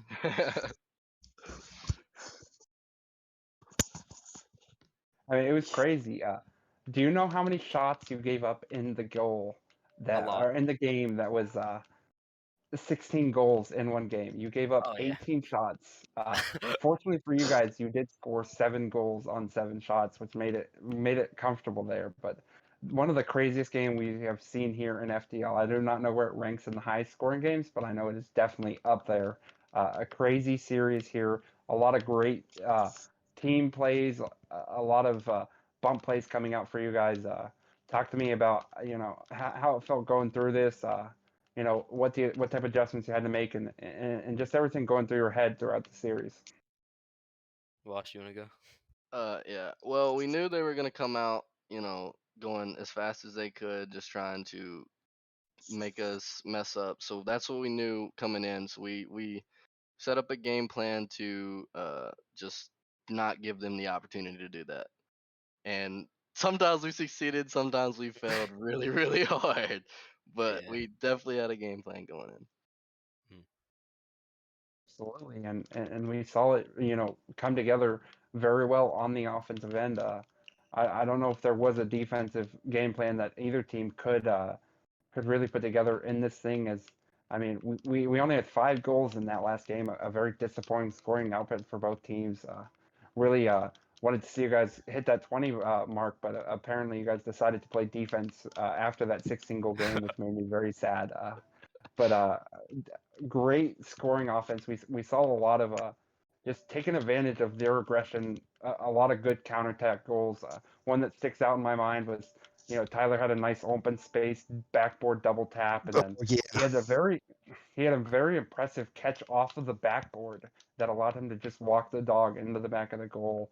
Oh, yeah. Really, was that part of the game plan to take advantage of the aggression by the Coyotes and get a lot of great counterattacking score opportunities?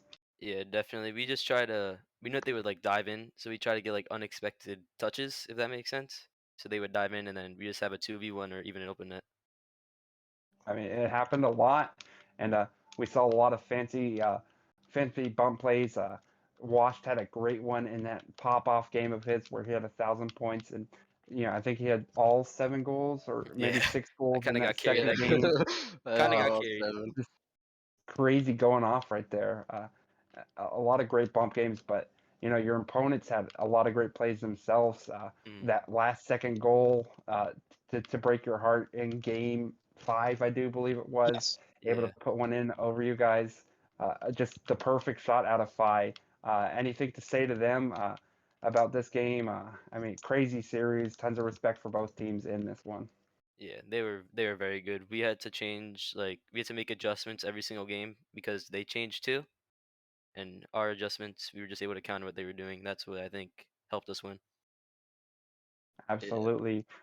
I couldn't agree more. Just, I mean, crazy series to watch, and every game it felt like somebody different was taking over, and all around team effort. You know, you couldn't really tell who the best player on the field was for either team. You know, you all had crazy games. I'm gonna shoot it over to Blade. Anything else for these guys before we let them get out of here? Make call outs.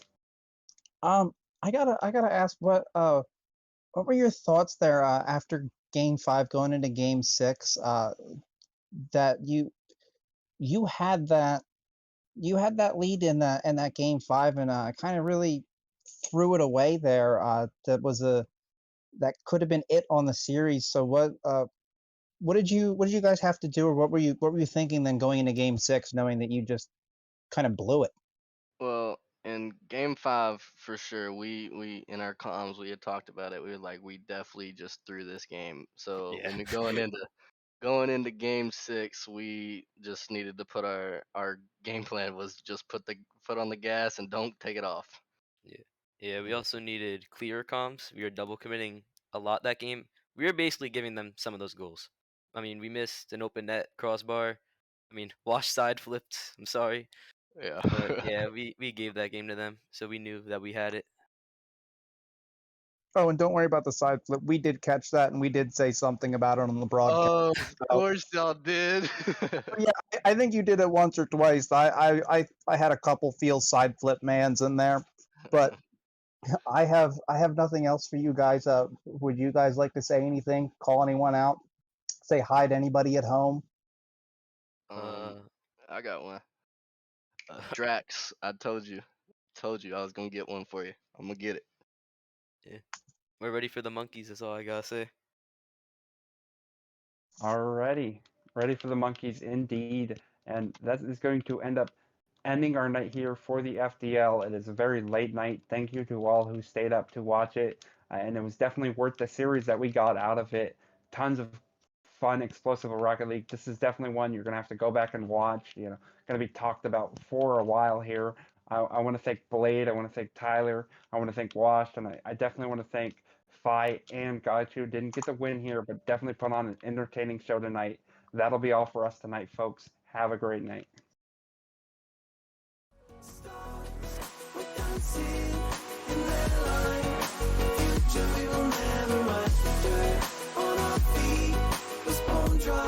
It was bone dry.